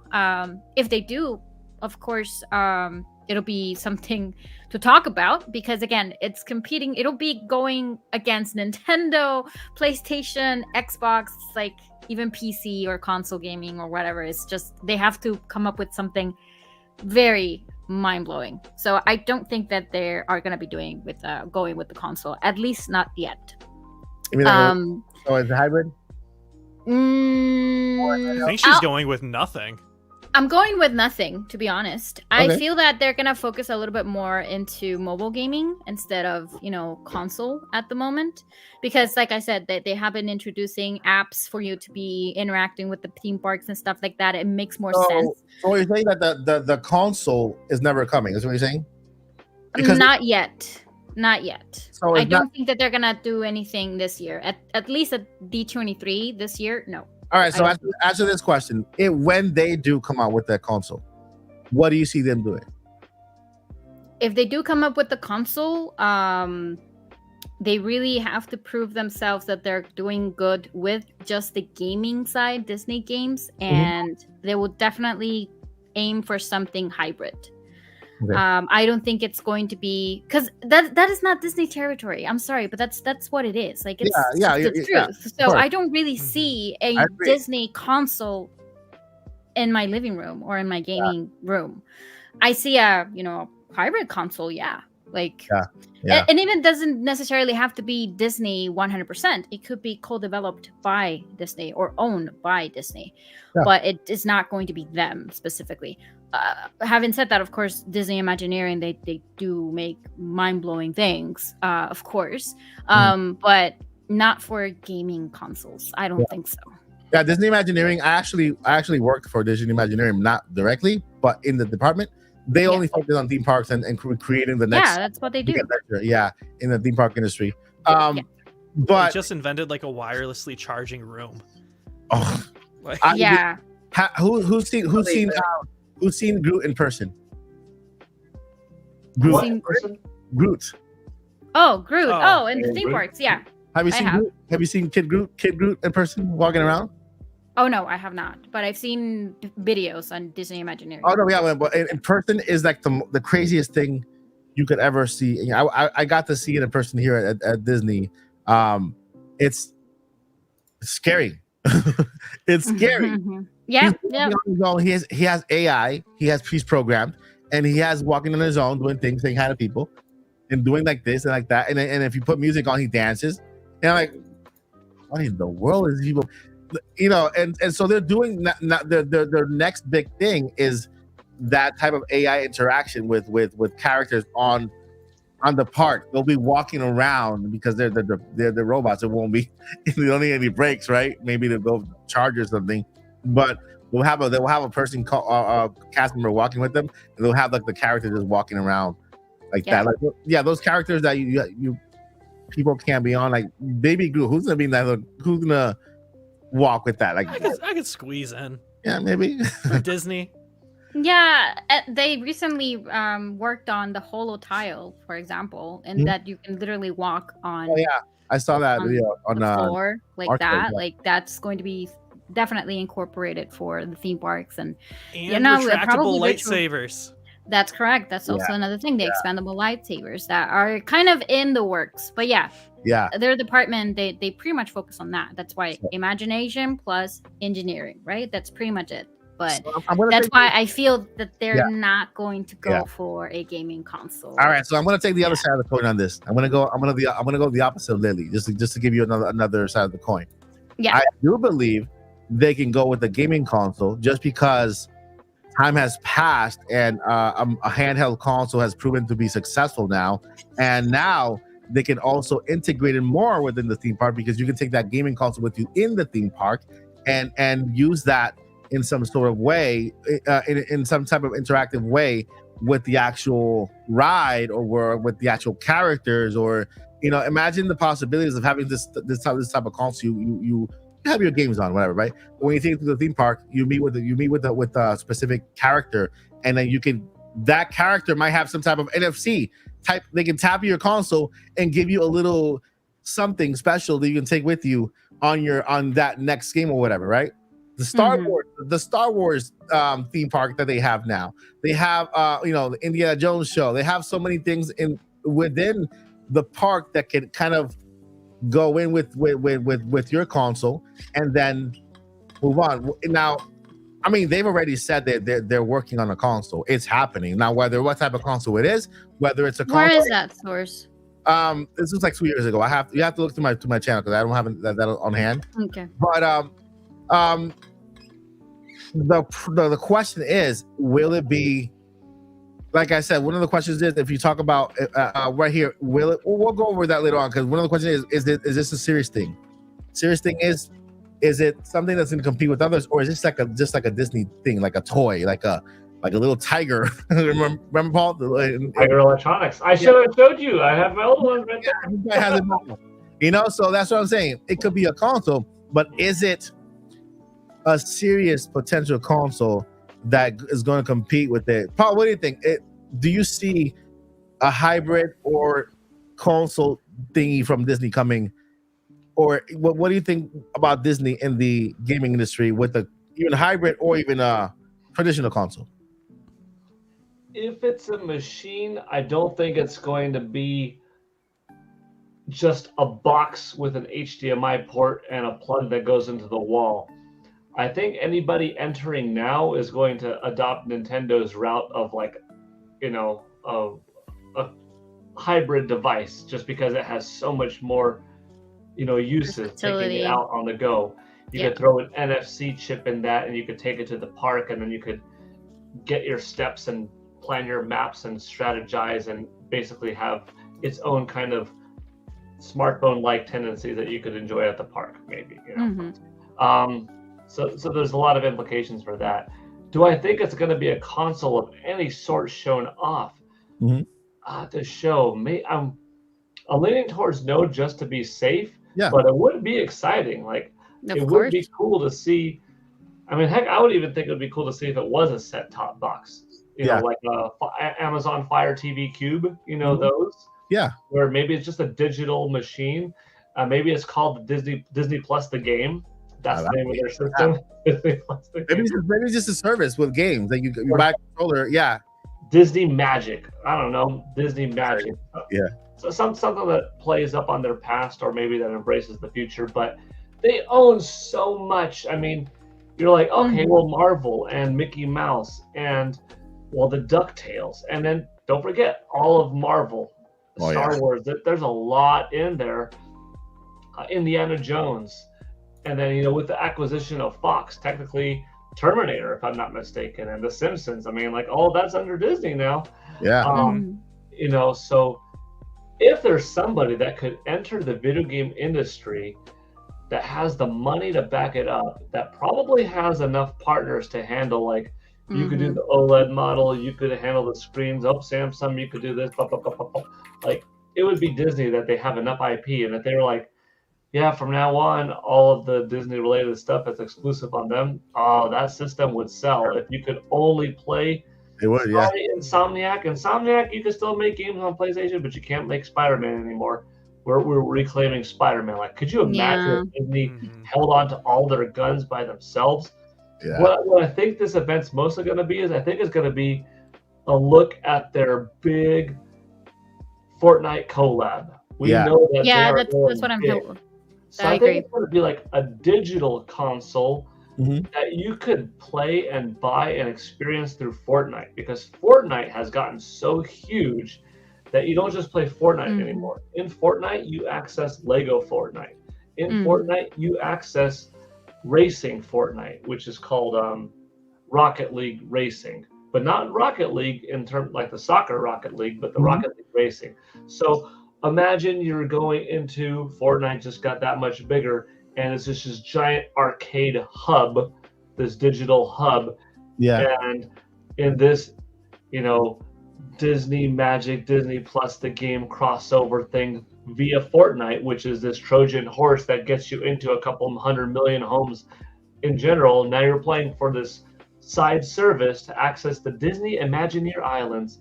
And here, maybe they do something crazy like, here's the DuckTales games from the classic SNES era and the Lion King, and here you could play Marvel vs. Capcom through some partnership there.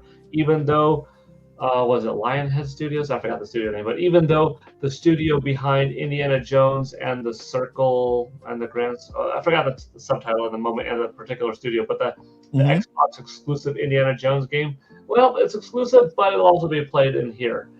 That sounds so wishy-washy and so crazy and kind of unlikely, but maybe what I was saying, some of that will be true. Like, maybe not all of that, because all of what I said sounds like too many pieces to make too many people be on board with all of that stuff. And they have Disney Dreamlight Valley as well with Gameloft. But something like that, and that's your digital console. Would they release something actually tangible, though?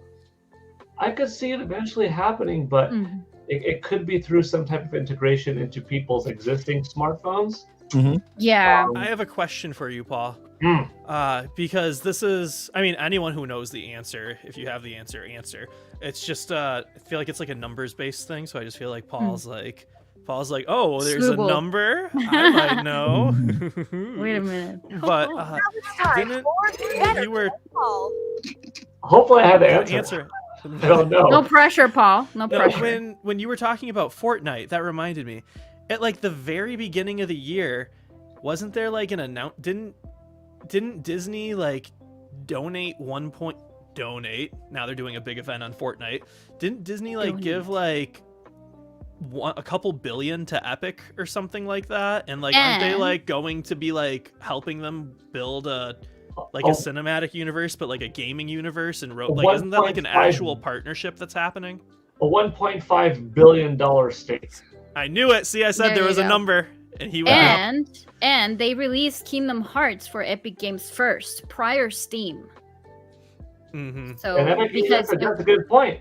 Yeah, People, it is less popular. Steam is like the go-to for digital games, but Epic has their own server too, and it's free to download. I mean, obviously you pay for the games a la carte there, but like it costs you no money to just download the Epic server thingy on your computer or whatever. So 1.5 billion is quite a bit. That's not just like, hey, put some Marvel skins in it. They already do it. That's not just like, let's have some music. There's something going on there, but definitely.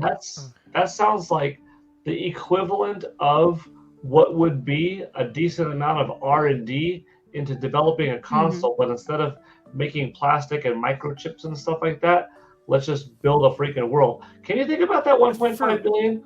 No video game has ever come close to development cost to be 1.5 billion. So it's more than a game. It's like a network. It's like a for reference long term. Disney bought Marvel for $4 billion and bought Star Wars for $4.2 billion. That's like change. Just that's change. Like barely. That's almost for Disney. That's almost half of what they spent on Marvel or Star Wars. Like that's crazy to like have been like, hey Epic, here's all this money, and then like we don't really hear that much since. Okay, yeah, I changed them. Kingdom Hearts. We're hearing tons about Kingdom Hearts at D23 for the game thing. Yes, and then the rest is just going to be Epic Disney game announcements together. And maybe an Epic Disney game console. Exactly. That's what one of the things that I was the point that I was trying to come up with, because Disney Lorcana was released in D23 and it has become such an successful TGC game, but it's by Ravenberg. It's not even, it's Disney Lorcana by Ravenberg. It's the one for the puzzles, and it makes sense. Epic Games with Disney. So that's when I say if it's possible, they will definitely go with a bigger company to do that if ever happens, if it's going to happen, like Mike said. So well, yeah. I want to clear something out. I never said nothing is going to happen. I said everything is a rumor, and the rumor came out 2 years ago. It's been circulating around, and so nothing is. It hasn't been confirmed. No, I'm saying is a 2-year-old news that came out 2 years ago that nothing is confirmed. So that what we're doing in this topic is circling around that rumor and trying to kind of pick at it, and then just being creative with what we think this could be. How could it be? Using our imaginations and just speculating and say, okay, if Disney were to make a console, will it have ears? Will it be a multi console that will have a lot of third-party games on, or will it just be something that Disney is going to do for on their own? Like Paul was saying, if they get all of their IPs and just drop them on that and just make things exclusive, they can compete because they got Star Wars. I'd have to buy that machine. Yeah. If they said this is the only way you could play all of those IP, I'd have to buy it, because when there's a Mandalorian in the game and it looks super dope, I want that. So that's going to be worth buying a system for. You know what I mean? Like, easy. X-Men, the freaking game. Oh my gosh. I'm going to buy a system for an X-Men high quality game. Like, yeah, they got the entire Marvel universe at their. You know what? Disney has been making games, even if Disney Interactive is no longer. Yeah, they have been making games. They've been making games back in left and right. They've been doing it the smart way. Like just tag teaming it with the way it works. Yeah. Companies, yeah. But what I want to hear from Joycie. Joycie, what do you want to see? If they actually, let's say they make it. Let's say they're going to announce D23 a console. What does it look like for you? And there's speculation. It's all rumor. It's just fun talk, my friends. That's what a rumor is. Rumors are not fact. It's just something that's trending out there, and that's what we're talking about it because it's fun. We're about to get a Nintendo Switch 2. We know that's coming, right? And so with that, we know that these rumors of Disney consoles have been just going around for years now, and so that's why we're bringing it up in this topic. Let's just have fun. What do you think, Joycie? So I could see it going either way, because one of the things about Disney is they never do what they're similar to Nintendo in a way. They never do what you expect. They are. And they're brilliant in a lot of ways when it comes to their creativity. I'm not talking about other stuff. Yeah. So I could see them doing one or the other. And I'll be very honest, I don't keep my eye on Disney like the way I do Nintendo. So when you brought this up a little bit earlier to us before the show, I was thinking, I wonder if they traded some secrets with Nintendo, because it was not, I don't believe at all it was easy to get Sora in Smash, because Disney is just as tight on their characters as Nintendo is on theirs. I believe it, So I'm almost wondering, and again, speculation, I'm almost wondering if they, Nintendo said, okay, we'll let you borrow Mario if we can have Sora or something of that nature. So the point I want to make is, I don't put it past Disney to do a console, but I do agree with Lily that I think what they're going to do is they're going to start hitting us with the games a lot more. So I think we're going to see a lot more serious games, and it wouldn't surprise me if they started pulling back. No, we're going to keep Spider-Man. No, we're going to keep Lion King. We're going to keep this, and then bam, then they hit us with a console. I still can't guarantee, since they've been canoodling with Nintendo, I can believe it could be a hybrid. But I think they're going to start out slow, so I don't think we're going to see anything. Let me ask this: will it have ears when it comes out? Will it have ears? No. See, that's no not the ears, but it'll question. have a nose. It'll have. That's where it catches you off guard. It's gonna have a nose. None of that is important. No, it's gonna have hidden Mickeys. No, No. Yes. No. Hidden Mickeys. Hidden Mickeys. No. Does it play Zelda? I'm kidding. I'm so kidding. No, it's okay. Actually, the hidden Mickeys, for anybody that didn't know, if you go to the parks, there are hidden Mickeys around, and you have to go and find them. In Kingdom Hearts 3, you can also find all the hidden Mickeys. So it's a thing. So if they have a console, probably going to put something there, somewhere in the console. I would expect the quality to be. I could see them doing something unique, but I said I bet that thing would be a beast. Like, it can run like better, almost as good as PC. I would. Expect they're going to compete against the bigger ones. Yes, I agree. So if I'm going, because I totally misunderstood earlier. I didn't. If we're going straight, just like what would be cool, straight hypothetical and stuff. I'm gonna do two options. Which is the main point of this entire segment. It's all hypothetical. It's all fun. It's not realistic at all. It's a rumor. Rumors are not realistic. Is what's the chatter out there. Okay. No, yeah, I thought you said Disney confirmed it earlier, so that's why I misunderstood. That's what I heard. Like speculating. No. Yeah. But so if it's just like building my own Disney console, or like if Disney today is like, we're doing it, what does it look like? I'm going two options. First option, we're gonna go theme park integration, so we're gonna go with that giant screen thing, because that's already a mobile device technically, and so we'll do a mobile console Switch type of thing, where kind of like how Nintendo, you have the wristband when you go to the park. Disney, you also have a regular wristband, but if you have your Disney, I'm trying to come up with a cool name. If you have your Disney wrap, because it can wrap around your arm, which they do have. We talked about those retractable lightsabers earlier. Disney developed a specific type of retractable glass to make those lightsabers retract, and I think they can only do it twice per saber. That's why it's still in the development. Yeah. Yep. And so we know that Disney has bendy glass. So this Disney system can either play like a tablet, go in the dock like a Switch, or you put it on the device to wrap it on your arm. Your little Disney wristband thing. The NFC reader on the type of it knows you're wearing the wristband. Boom, all your park data's now on here on your forearm device.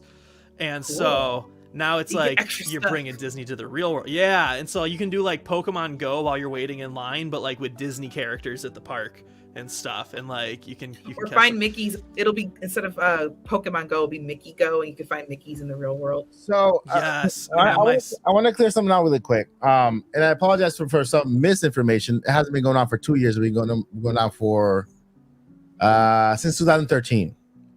And Quite a while ago. and it's from a patent from Disney with the hybrid console, not a hybrid console, a handheld console, a la Nintendo DS or 3DS. And I'm gonna put the patent on the chat here for the podcast. But I'm also Wait, gonna Zach finish his thought Oh too. no, he's fine. yeah, no, yeah, Okay. I'll let you know. Let me but here I'm gonna share it while you talk. Go ahead. So then the second scenario for this console is, Disney's like, all right, look, we saw Microsoft try to make a phone and fail. Like, you can have all the resources in the world, but it can be so hard to jump into a new niche. So we make games, but we don't make game consoles yet. So, hey, Epic, here's 1.5 billion. Let's do more stuff together. Also, don't you hate that, like, everybody uses the Unreal Engine to make their games? Wouldn't those play so much better on an Epic system? What if we worked together and put something out in partnership? Yeah. And so then, Epic, Disney, kind of like how we have the Pokemon company owned by Pokemon, by Creature, Game Freak, and Nintendo. You now have this new House of Mouse, which is the Epic. Oh, Epic Mickey. He's already Epic. Yeah, you're right. And he's already Mickey. Epic Mickey. Yeah, Epic Mickey Studios. And so they create their game console. Disney hire this man right here because he came up with Snap, and now he comes out with another great console. You're welcome. You can say You're welcome, Disney. You're welcome. If this comes out and I don't get any royalties, I'm just gonna be like Donald Duck. But yeah, so I'm gonna say the tag team console that they build should look like whatever you're about to pull up on the patent. Boom, tied it all together. Yeah, I agree. This is empty. I finished my water, but it's one of those things where I'm not gonna drop a mic, so I'm gonna pretend like boom. I like it. Drop a mic. Drop it. I'm pretending to swallow because there's nothing in here. It works. I think this is the one. Let's see. I'm looking for the. Let's see here. All right, Paul, take it. Or Joycie, take it over while I share this because I'm trying to. What am I taking away? Take me away where? We going somewhere? We going to Paul's house? Paul hasn't gone yet, right? Paul, go ahead, Paul. About what are you talking about? I'm sorry, I totally zoned out. What's the question? Joycie, the question is if you had to swap one Zelda character with one Disney character, what Zelda character are you putting in a Disney movie, and what Disney character are you putting in a Zelda game? I'm gonna put Ariel. I was gonna put Ariel in the Zora and one of the Zora people over there. Y'all, I'm sorry. I think I fell asleep with my eyes open. I'm sorry. Go ahead. No worries, you're good. You're good. Old people problems, y'all. Joycie's like, we haven't mentioned Zelda in an hour. I'm out.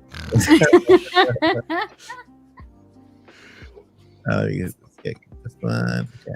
I'm still sharing, guys. I'll share it in a minute. Hold on. But Paul was trying to say something. I just wanted to make sure, like, wait, what? All right, I got it. Finally. Okay, there you go. There you go. Oh, okay, I see. I did read that before I fell asleep with my eyes open. I I thought the same thing. It looks like a 3DS. It does, right? It does. So you take that and you wrap it around your arm. And then you... Things can change in 11 years. Lightsaber. All right, so basically the patent was filed over. Okay, this is the look at me and this babbling here, sleepy guy. 2013 article, and then it says here the patent was filed over a year ago, which makes it 2012, right? Flagged by USPTO. Play augmented reality games while wearing a set of 3D glasses. Theoretically, the device could finally transform inanimate objects flying around your house into animated characters with facial features and such. Or in other words, you could create your own Beauty and the Beast, complete with talking clocks, candle holders, and teapots. The clocks in Will my it make house you already dinner? talk. Let's see, hopefully. But then here's a little image of what it looks like in an actual pattern.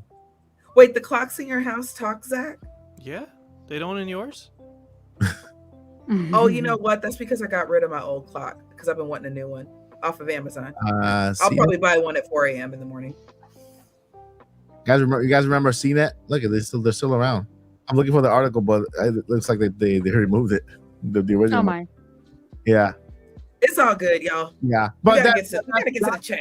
yeah. So that's where it was initiated. I'm gonna go ahead and just mark this topic as a fail because No, we got good conversation out of this. Yeah, exactly. I mean, yeah, we spoke about we spoke obviously of what's really going to happen, because I also don't believe that there's a console coming for Microsoft. What's the name? Right? I'm so sleepy. D23. For Nintendo, for Disney, coffee. Red Bull. Honestly, now I like extra hope they just like announce one at the event. Like, and Mike's gonna be like, "You guys gave me such a hard time." I told you. Let's go ahead and go over the questions that we have already selected, and then towards the end, we'll do Lily's little box. Yes. All right, so let's go ahead here from Christopher. Christopher asks, "Hey Paul, I want your opinion. Why do you count the Pokemon games as one game? Should they count?" What happened to them? Oh crap! I'm sorry, I hit the wrong thing. Sorry. So they, Lily, my eyes are. I mean, not Lily. Joycie, my eyes are working, and neither is my brain. I got you. Hey Paul, this is from Christopher. Thank you so much for your comment. Hey Paul, I want your opinion. Why do we count the Pokemon games as one game? Should they count for half since you want 2 games? I think it was strategically placed to not make the whole game have all of the content, but otherwise it completely could. That's why they just put a few Pokemon in this game, a few Pokemon in this game to promote trading. Nintendo wanted people to go outside, actively trade, make friends, and have that. That was a very important part of Pokemon. Otherwise, it is the same game. So in some ways it looks like, well, is that fair when it's 40 million sales, but it's got 2 titles in it? I could understand that, but it's not Ocarina of Time and Majora's Mask or a Street Fighter 2 and a Street Fighter 2 Turbo. It's the same game, just with a couple of unique things, purely for the point of, well, it does want you to collect them all. So yeah, it's all good, but I do get the, is it really 2? No, it's 1, kind of. You can debate a little bit, yeah. That makes sense. All right, yeah, another question from Christopher. What's to read it? I got it. Thank you again for your second comment, Christopher. What feature would everyone like to see in the next console? Me personally, I would like to be able to stream games like you can do on PS5 and Xbox. Yep. Nice. I think that we did touch bases on that when we were kind of spitting out what we wanted for the Nintendo Switch 2. And that you cannot stream directly from the console as you do with the PlayStation 5 and Xbox. So that'll be a very nice feature. When you say stream games, playing on YouTube or Twitch, streaming an actual gameplay okay, on those platforms. I'm thinking like cloud gaming. That's where my mind went. That's why I asked that. No, mine did for a second. I got really confused and I was like, oh wait. Yeah, there's 2 ways of streaming. There's one that where you get the ability to stream to social media from the console itself, like YouTube or Twitter, and then there's streaming that you get to play games on the cloud, on the go, on your phone, from Nintendo or on some other device. So basically, she said cloud, and then Lily said the streaming to YouTube and to social media from the actual device. So they're 2 different features. The only feature I care about, there's a lot of things I care about, Zelda. but To one, play Zelda. Zelda.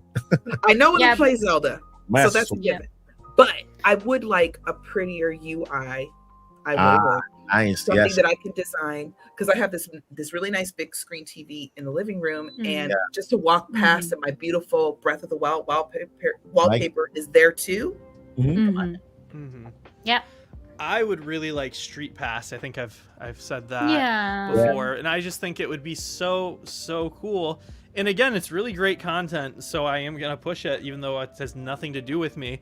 Nintendo Life, like a month ago, dropped an hour documentary of taking their DS with them everywhere for a year and seeing how many Street Passes they could get in 2023, 2024 for 365 days. Nice. So, like, there's still an audience for that, and I would love that on the Switch, on the Switch's successor, the Snap. The Snap.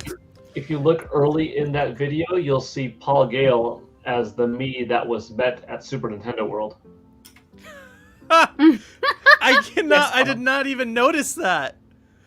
That is so good. All right, well, I said it has nothing to do with me, but apparently our friend Paul is one of the main characters. I never know when Paul is joking or yanking our chain or serious. So I'm just so everything is just yes, Paul.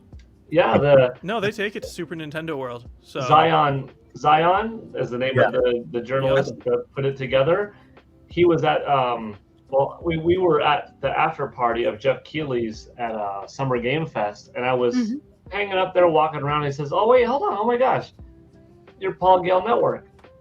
You don't know this. Well, maybe you've seen the video. I don't know, but I work for Nintendo Life, and last year when I did this whole video package, and he was really cool. I made this thing of seeing Street Passes throughout 3DS, and like I even have the log in my phone. See, here's in my notes, Paul Gale, and I even make the joke in the video. Like, I've never met this guy. I don't know who it is, but shout out to Paul Gale, someone who I met here at Super Nintendo World, helping me battle in that thing. And I'm like, that is me. I'm like, wow. And I remember I got somebody from that small world, man. Small world. Paul turned into Mario. Nice. He was like, "That's me, Paul Gale." Listen, it's not Paul Gale Network. when you live in Hollywood. It's not a small world, Paul. It's just everyone's there. I mean, yeah. Might be true. Yeah. Paul knows everybody though, so I mean that's why it's a small world for It's him. not a small world. Like, everybody's his neighbor. It's just right there. Like Miyamoto, we got I mean, Kawa. I walked. They live in Japan though. They have like a second house. Yeah, but that's basically California. When like Yeah. They can both. So they don't stay at hotels; they just stay at Paul's house. Little I Tron. walked outside and hey, Taylor Lautner, how's it going? Yeah. All right, like Paul, Taylor Paul, Lautner. did you answer the question for the feature? I don't know. Did he? It's highlighted. The question. what feature would everyone like to see in the Oh, next yeah. console? This only works if the dock is low enough so that the screen could be visible, but I would like to see the screen at all times while it's docked, so it could serve as a background wallpaper, as a little bit of a clock, as a animated wake up kind of feature. Like, I want to see that pretty screen when it's docked, because the dock only comes up this much, and then you've got entertainment value right there. I like it. Dual screen. It's not an alarm clock. It's an alarm dock. Alarm dock. Ah, boom. I like it. I like it. And so Drop the mic now, Zach. Do it. so for me, I'm gonna go with a little bit of Joyce's idea. But I want to see the dock also become an entertainment hub all by itself. If you painted him blue, that would be Stitch from Lilo and Stitch. Oh my god, he's so right. The dog. All right. Oh my god. He's so cute. What's his name again? Peach. Peach. Oh, that's Peach. Oh. Your cat is Mario, right? The cat is Mario, the dog is Peach. Oh. Sorry. Sorry, I we couldn't see know that. doggies I'm and sorry. kitties. We can't help it. Yeah. No worries, no worries. I'll move on to the next question. Bumini says at Paul Gale Network, what's the name again of that website where you buy Zelda Wind Waker display? First4figures.com. Yep. That's Same first as my number Majora's Mask. 4, over there. Figures.com. Yep. You just Google first 4 figures, and it'll take you to the website, and you can see. I love them. They're the best. Yeah, they have a whole bunch of stuff too. Pretty Yeah, cool. they dope. Best Pretty customer service too. Yep. Oh, and they have payment plans, by the way. All They right. have let's see here. piranhas. Piranha plant. No, not yet. Well, you know what? I'm done. I'm kidding. Okay. We have, a couple more things. Well, with this, we're gonna go ahead and end with Mike, we have 2 others. 2 other. There's 2 super chats that need to be Yeah. talked about. First, Yeah, Lily. homie was super chatting like nobody's business. Okay, so I only see two super chats here. The Boo Mini one for Lily's box, which we want to take Yeah. care of right now. Christopher said, "Oh, that's one of them." Then there's one more from Christopher. Yeah. Oh, my bad. Says here, I would like to see a segment podcast created. Please, just Lily and Joycie talk about everything Zelda. All right, so I guess no Paul, no Zach, and Wait. Mike. You don't want to do that. No, I wrote down my answer to this one, and Okay. I think Lily will be okay with it. The answer to this one is we're all Zelda fans, so we can't really exclude some of our most important people on the cast. And I think that's something that we can squeeze in probably a little bit closer to when Mike is finished with his Zelda journey. And we don't want to rush that. I want him to absorb, and we will. And then, of course, by then, movies will probably be announced, or the cast or something about the movie will be announced. Echoes of Wisdom will already be announced. We might even have some kind of tea or something on the next Zelda, big 3D Zelda game. So whenever Mike's finished, we will do a Zelda blowout, because that's in the contract in order for Mike to get me on the show every single week. And fun fact for you, Christopher, this is kind of a secret. A lot of people don't know, but I am actually, take a sip. I am actually a bigger Zelda fan than Joycie and Lily. Combined. Shut Fighting your words. mouth. Fine. Let's go. You haven't no. seen this tattoo? Zach is fired. Zach is Zach fired. has a tattoo this freaking Officially. big on his back of the Triforce. You've never seen it? I used to of not all- even have a back. I was born with just arms and legs and no back. But I really First of wanted all- a back tattoo of the Triforce so badly that I got a back just for that tattoo. You First see of this all, I torso? This cannot wouldn't show- exist without Zelda. I can't even show my tattoos on this stream. So, Yes, you can. because I can't. Cheers, y'all. I'm so tired. Right. By the way, Zach, you're not a That bigger is fan than me. You're just better at like numbers. So you know But- what year everything came out. I don't. All But right. thank you very much for that super chat, Chris. No. I'm the numbers She guy. said no. No, She just I'm the Lily, get out of numbers my guy, castle. and I'll tell you that No, the I numbers- no. I She mean, was saying no to I the bigger agree. fan thing. Exactly. No. I'm saying about what you just said, that circling back to what you said in terms of Okay. no, we don't really have we don't want to exclude anybody. I don't want to do because that. we're all either. Zelda, and we're all Exactly. That's what I mean. That's why I'm saying no, but in a nice way. Okay, you can We move back already in. explained it. That's it. And thank you for the Move back in. super chat, Christopher. Some for that. people Like, say always say that. Thank you Mike's so not much. a real Zelda fan, Yeah, but yeah. we defend that. That's why I'm we quiet. defend it. Because I'm not a real Zelda fan. I can't defend myself. You will be. I mean, Yes, you just have to, He's like, once I you already complete the am journey- Lily. well, the thing is that playing all the Zelda games shouldn't be the requirement to make me a Zelda game. I'm a Zelda fan. That's kind of how you become a fan. You play it, see if you like it, and then you keep playing. Well, and then Yeah, you can play one game in a series and become a fan. Yeah, because No. a lot of people You have can been you can fans. just Definitely two. play no games and just look up the lore on Wikipedia and become a Yeah. fan. Well, let's say I finished true. Ocarina Okay. of Time. I finished Ocarina of Time, and then at the end I hate it. Does that make me less of a Zelda fan? Yes. No, It doesn't. It does Oh, not. you mean if only disliking like 1 or 2 games or something, but you like the series as a whole? I mean, No, you're I- still a fan. Listen, I've already played Zelda NES version. I played A Link to the Past. I played A Link's Awakening. I played Breath of the Wild. I played Tears of the Kingdom. I mean, I'm not that new to the franchise, you know?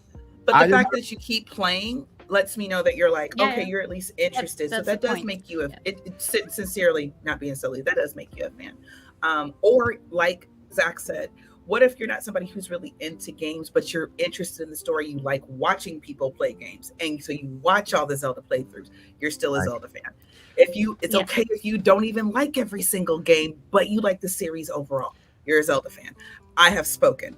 Can we go home? Oh no, it's the next person who tells Mike he's. Oh, sorry. We got Lily's box to go over, and let's get to it. I want to see it too. Yeah, Lily's box. What are you gonna say, Mike? What's in the box? Lily's What's in the box? Zach, what were you gonna say? It's box time. Box time.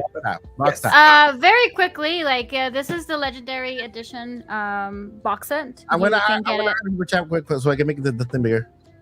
Yeah. So you can get this. I think it's still available on Amazon, but you can also go to any comic book or those kind of stores. They usually have them there.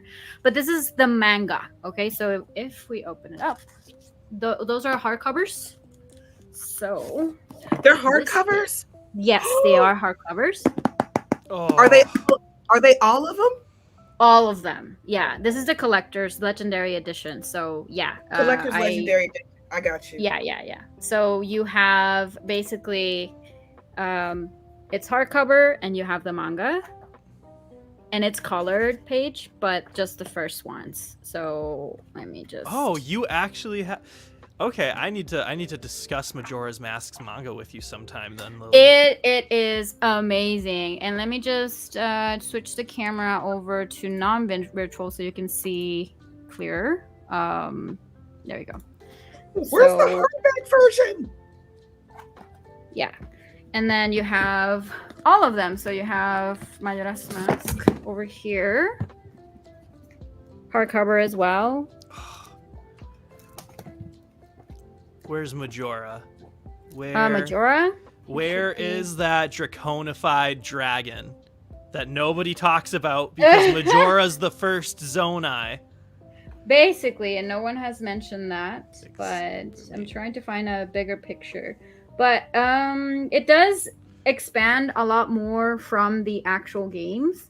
And also they're releasing the Twilight Princess ones available as well on September. This is colored. Oh, so good. Beautiful. Yeah. And then you have also the oracles. Yeah. How many books are in that? Like 6 or something? 7? They are 5, I think. 3, 4, 5, 5. Yeah. Oh. And you have the Minish Cap and Phantom Hourglass. Again, hardcover and the regular color at the very beginning. Minish Cap would genuinely make the best lighthearted anime series out of all the Zeldas. And you have 4 swords. Yeah. And you have 4 swords. 4 swords give me a Gurren Lagann type anime series. There's an exclusive poster Ooh. included with it that was drawn by Akira Himiko. So.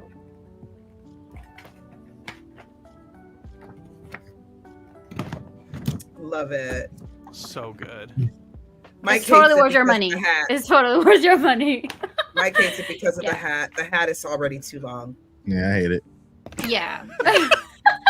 So yeah, I mean the one for Twilight Princess will be releasing also in September. It's available and it will include an exclusive poster as well. Gotcha. It's not gonna be a chest though, but. Lily, you have to send it to me because I can't find it. Yeah, I'll send it to you. I can't find the hardback. I can't find when you send it to her, send her an affiliate link. Get your money. I do have affiliate link, so yeah. Yes, send it to me. I will buy it. Is it $100 typically? Well, this really depends on where you're getting it, but 120 US, 170 Canadian. I see Crunchyroll right now has it for $100. Not that I am endorsing anyone. Buy it as cheap as you can, folks. But the paperback is 87, so 100 makes sense. Yeah. Okay, y'all. Mike ain't been to sleep in about 78 hours. I haven't been. You need to go to sleep. Yes, we agree. Yeah. Yes, thank you so much for that super chat. I hope you liked it. I will first spend time with my girls because I have not spent time with them in 5 days. After that, then I'll probably fall asleep spending time with them because I don't want to be away from them. Aww. That's it. All right, my friends. I think we've actually reached the end of the podcast. I think we did pretty good timing today, right? We didn't reach the 3-hour mark or 4-hour mark before. We're getting better at it. Yes. But with that, I want to go ahead and, of course, shout out and let every one of our crew members, let them know what they have to go on this week and where you can find them. So let's go ahead and start with Mr. Zack Attack. What up? I this week am working like all day, every day, so you're not gonna find me that much anywhere. But you can follow Method 2 Madness Films on Instagram, and it's the number 2. What was that? Is that a new one? Yes, that is the studio that I'm working on this Batman film with. And if you are a fan of fan films and Bat in the Sun, which is like the biggest fan film channel, we have their Batman, Kevin Porter, who's also Paul's friend for some reason. Like, Paul's just like, oh, I know this guy, because Paul knows everybody, as our Batman, and it is high quality, made by actual media professionals and not just fans. It is endorsed by the creator of Spoiler, who becomes Batgirl one day. And so that's super cool to be endorsed by one of the character's real creators. But yeah, so you can follow Method 2 Madness on Instagram and then keep up with the production. Yes. That's what X, sorry, Instagram. Oh no, you all good. And you'll see super cool photos of the behind the scenes and of these costumes and videos of how we're making it. Have you finished shooting Kevin Porter yet, or is that still part of all done? That filming with him is done. Okay. And so, yeah. Kevin Costner? Isn't Kevin Costner? Oh, that'd be cool too. Kevin Porter. Kevin Porter is awesome, and he's like 6'4" or something. He's huge. He looks like Batman Returns Batman. It's so good. It's tall. And such a nice guy. But yes, and then of course you can find me here every single Friday night, 7:30 p.m. Central Standard Time, and whatever other time zone that is for all of y'all. All right, so bring it over. Thank you, Zach. Bring it over to Joycie J. Joycie, where can we find you, and what you got going on this week? Let's see here. Like Zach, I work and I work and I work and I work. Good God, I'm tired of working. But I don't have a channel. You guys know me. This is your channel. This is your channel. Let me finish, Mike. I'm just a crazy old lady who loves video games. You can see me on Twitter at DJ Joycie, and of course you can catch me on the Nintopics podcast every single Friday night. Are you finished? Yes, sir. Okay. Paul. Go ahead, Paul. For me, you can find me at Paul Gale Network on X/Twitter and YouTube. On the YouTube side of things, let's see, do I have anything going on right now? Small updates on the Zelda pool. Yay! Yay! Gosh, I talked about that a while ago. It has taken longer than I was hoping, but next Friday it should be done. That's what I'm being told. So in totality, July 9th through August 9th is how long this thing will take, but it's going to be worth it. It's going to be pretty sweet. So on YouTube, you'll see some video updates on that. On Twitter, if you want to see more of those video game sales updates, if I didn't talk your head off earlier, you could go on X and see that stuff. And of course, now that it's August, I could say next month, you're going to see me and Mike all over the internet as part of Indie Mania. Yep. Yes. So that's next month. That's not in 2 months anymore. That is next month, dude. I'm shaking now. Now that you said that, I'm shaking. Right? It makes it more real when you realize, oh wow, next month. Yeah. Oh my, it's getting closer. All right, thank you, Paul. And with that, let's go over to Hyrule with Lily. Hyrule, how you doing, Lily? Thank you for being here. And where can we find you? What you got going on? Thank you for having me and for having so much patience with me. I'm just All right. Well, you can find me as Lily Hyrule. I am currently doing streamings on YouTube, pretty much. I will sooner than later try out TikTok Live. I'm not sure when, but if you guys are there, I'm also on TikTok. I do have a collaboration coming soon, as I mentioned at the beginning of the podcast, where we are going to be challenging Zelda tubers to play some Zelda challenges on the Nintendo World Championships, which was a lot of fun. So you'll see it sooner than later. I'll go ahead and share it with you. In terms of video wise, I don't have anything. However, I am going to have a very long weekend, so I'm focusing on several of the videos that I want to work on. So there's one about Echoes of Wisdom that I'm currently working on. So stay tuned. Just if you can subscribe to the channel, I would really appreciate that. And you can find me on every other social media as Lily Hyrule. Thank you so much for everything, you guys. That is awesome, guys. I can't hype enough how you need to subscribe to each of these people. They are yes, amazing. Everybody, you know, they make the podcast. I don't. They make the podcast. They're the reason you guys come to watch. They are awesome, and you should subscribe to them. I have the honor of having the exclusivity of Joycie J here in the podcast. That is a Mike Odyssey brand character. That's a Mike Odyssey branded character. You can only find exclusivity here unless you see the girl channel. But if I am an amiibo. Zelda, probably. But I am an amiibo. Before we went live, Joycie was like, all right, guys, I'm going to make sure I don't talk about Zelda. And then as soon as it started, she was like, I'm Joycie. I'm wearing a Zelda shirt. I was like, you put that on just because you knew Zelda wasn't a topic. I was like... So yeah, that's my selling point. You can only find Joycie at the Odyssey here every Friday. I shall cover myself. Show that shirt. Show it. Oh, you're covering yourself. Yeah. For someone that did not see her amazing shirt, that's the one. There you go. This is the first screen I saw before I didn't know that I was going to have a lifetime relationship with a video game. Yay! There you go. Ongoing relationship still. Yeah. Yes. So, when it comes to me, I don't know who I am anymore. But you're Mike Odyssey, and you're fabulous, and you're tired. Thank you, Joycie. I appreciate you. So you can find me here at the Odyssey Monday through Friday. This Monday we'll start the Mike Odyssey show. We've been on pilot mode for the past couple of episodes, and see what works, see what you guys like, getting the feedback.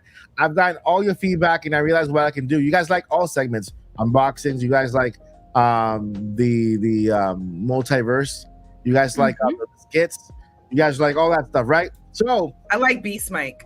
What we decided on is that Monday to Friday we're gonna have level up news. Monday to Friday, right? Level up news will be a lot longer.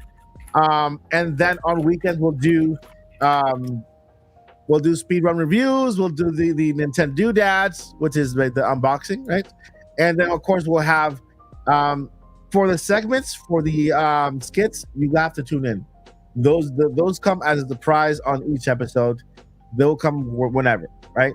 So that is going to be our schedule. Monday to Friday news, going back to every day instead of just Monday, Wednesday, and Friday, because I got to know I need to make a video today. You know, I just love creating content for you guys. And so Monday through Friday, level up news, and every other day we'll do some other crazy stuff here. But the biggest thing Paul Gill Network brought up is Indie Mania. My friends, 2 years ago, 3 years ago, wow. I came up with the concept for another company, a big company, one that I represent and everybody loves, and something that they did not have at the moment, right? I can actually say, you know what? I'm gonna say it. I came up with the concept called Nintendo Con. I was gonna bring the first ever Nintendo convention over to the United States. Okay, and so I almost had the blessing of Nintendo, had it halfway. Actually, I had it. And so we were in talks for a while with Nintendo, and out of the blue, they stopped communicating. And like, hey, Nintendo Con? Oh, I'm so sorry. When we able to proceed, it'll come in class with something called Nintendo Live. I'm like, oh, okay. So this was 3 years ago. You did your first Nintendo Live. in Japan about 2 years ago. I like that map, you know. So the shade, Nintendo. We see. But as a Christian man, I think all things work for the best for those who have a good heart and everything. That's so. You know what? This is not where I'm supposed to be. Nintendo needs no help from me. They already have the top of the mountain. I have a helping heart, and I want to make sure that I highlight people who need the help, people who have passion for the industry and really want to bring something up. So I thought about indie developers, right? Because I've worked with developers all my life, 10 years at Apple. I work with developers of all kinds. Like I used to operate the App Store. That was my job. I can say it now, right? I was the back end of the App Store. So I spoke to developers every single day for 10 years with Apple. Well, not for 10 years, for 7 years. But that was basically where my love for developers began, because I spoke to them every day on the phone. And I heard their voices whenever they got accepted to the Apple Development Program, and they were so excited to develop their first game and then publish it, and their excitement. Guess what? Congratulations, your first app is in the store. Here's the link. People cried. It was just amazing. It was just incredible. So you know what? Like, why not do that? Since I love the indie developers, I have indie, and that's okay. I love WrestleMania too. I like wrestling. That's how Indie Mania came from. That's what Indie Mania came from, right? Because I love wrestling, I like WrestleMania, Indie Mania. And then just over a year ago now, I had the honor of inviting a special friend, right? The most wholesome man in the world, Mr. Paul Gill Network, to join me, right? And the journey has... Yeah, the most wholesome man in the world. I gave him that title. I thought you said handsome. Wholesome. But notice I still pointed. I knew right away. After meeting his parents, after meeting his lovely mom, after meeting his son, right? After seeing his house, after seeing his background, I can easily give him that title, the most wholesome man in the world. Okay, and so ever since I'm tearing up and everything. Ever since our friendship has grown closer, right? We back and forward and talk like that, and then Paul brings up really cool ideas and we go with it, and then he brings us with crazy ideas like, Paul, we gotta, we'll talk about more later on. Bring him down a bit. Better call Paul. Get back here. Yeah. Paul is such an amazing person to work with and to build this alongside. I couldn't ask for a better a co-host for the show and partner, because he has all this knowledge that I value so highly, right? And all these people he's spoken to and connections and this like that. And so this show would not been what it's going to be without Paul Gill Network. I just want you guys to know that off the bat, right? Not only has he been a special friend and such a great partner to work with, but he's been like if a heart had two parts, he's one of them. Like, actually, he's one of the beats. So you know how we have two beats? He's one of the beats. Paul is the left atrium to your right ventricle. All right. There you go. With that said, I just came back from California. This is really fresh and I'm tired, I'm sleepy. But we had a blast filming the show, and now we are in post-production of the show. We're getting everything together. And so I cannot wait for you guys to see what we have planned, because it started out as something that was supposed to be what this is, a podcast where we write developers. You guys know I talked to voice actors and stuff like that on the podcast before. So I wanted to do the same thing with developers. But no, it just grew into its own beast. And then we're talking, we have in the studio, there's this big company, that's going to do such and such and such and such. You'll find out later. And so it's just been an overall great experience that just, it got out of my hands, and I think it got out of Paul's hands, and like, wow, we got something here that's going to do something big for the industry and something greater for developers of all sizes and people with heart. There's just one developer that Paul knows who he is, because he's the one who interviewed him in a particular part of the world, right? I'm not going to say where, because you got, but he embodies what an indie developer is. You guys will find out how and why, and you'll see his game too.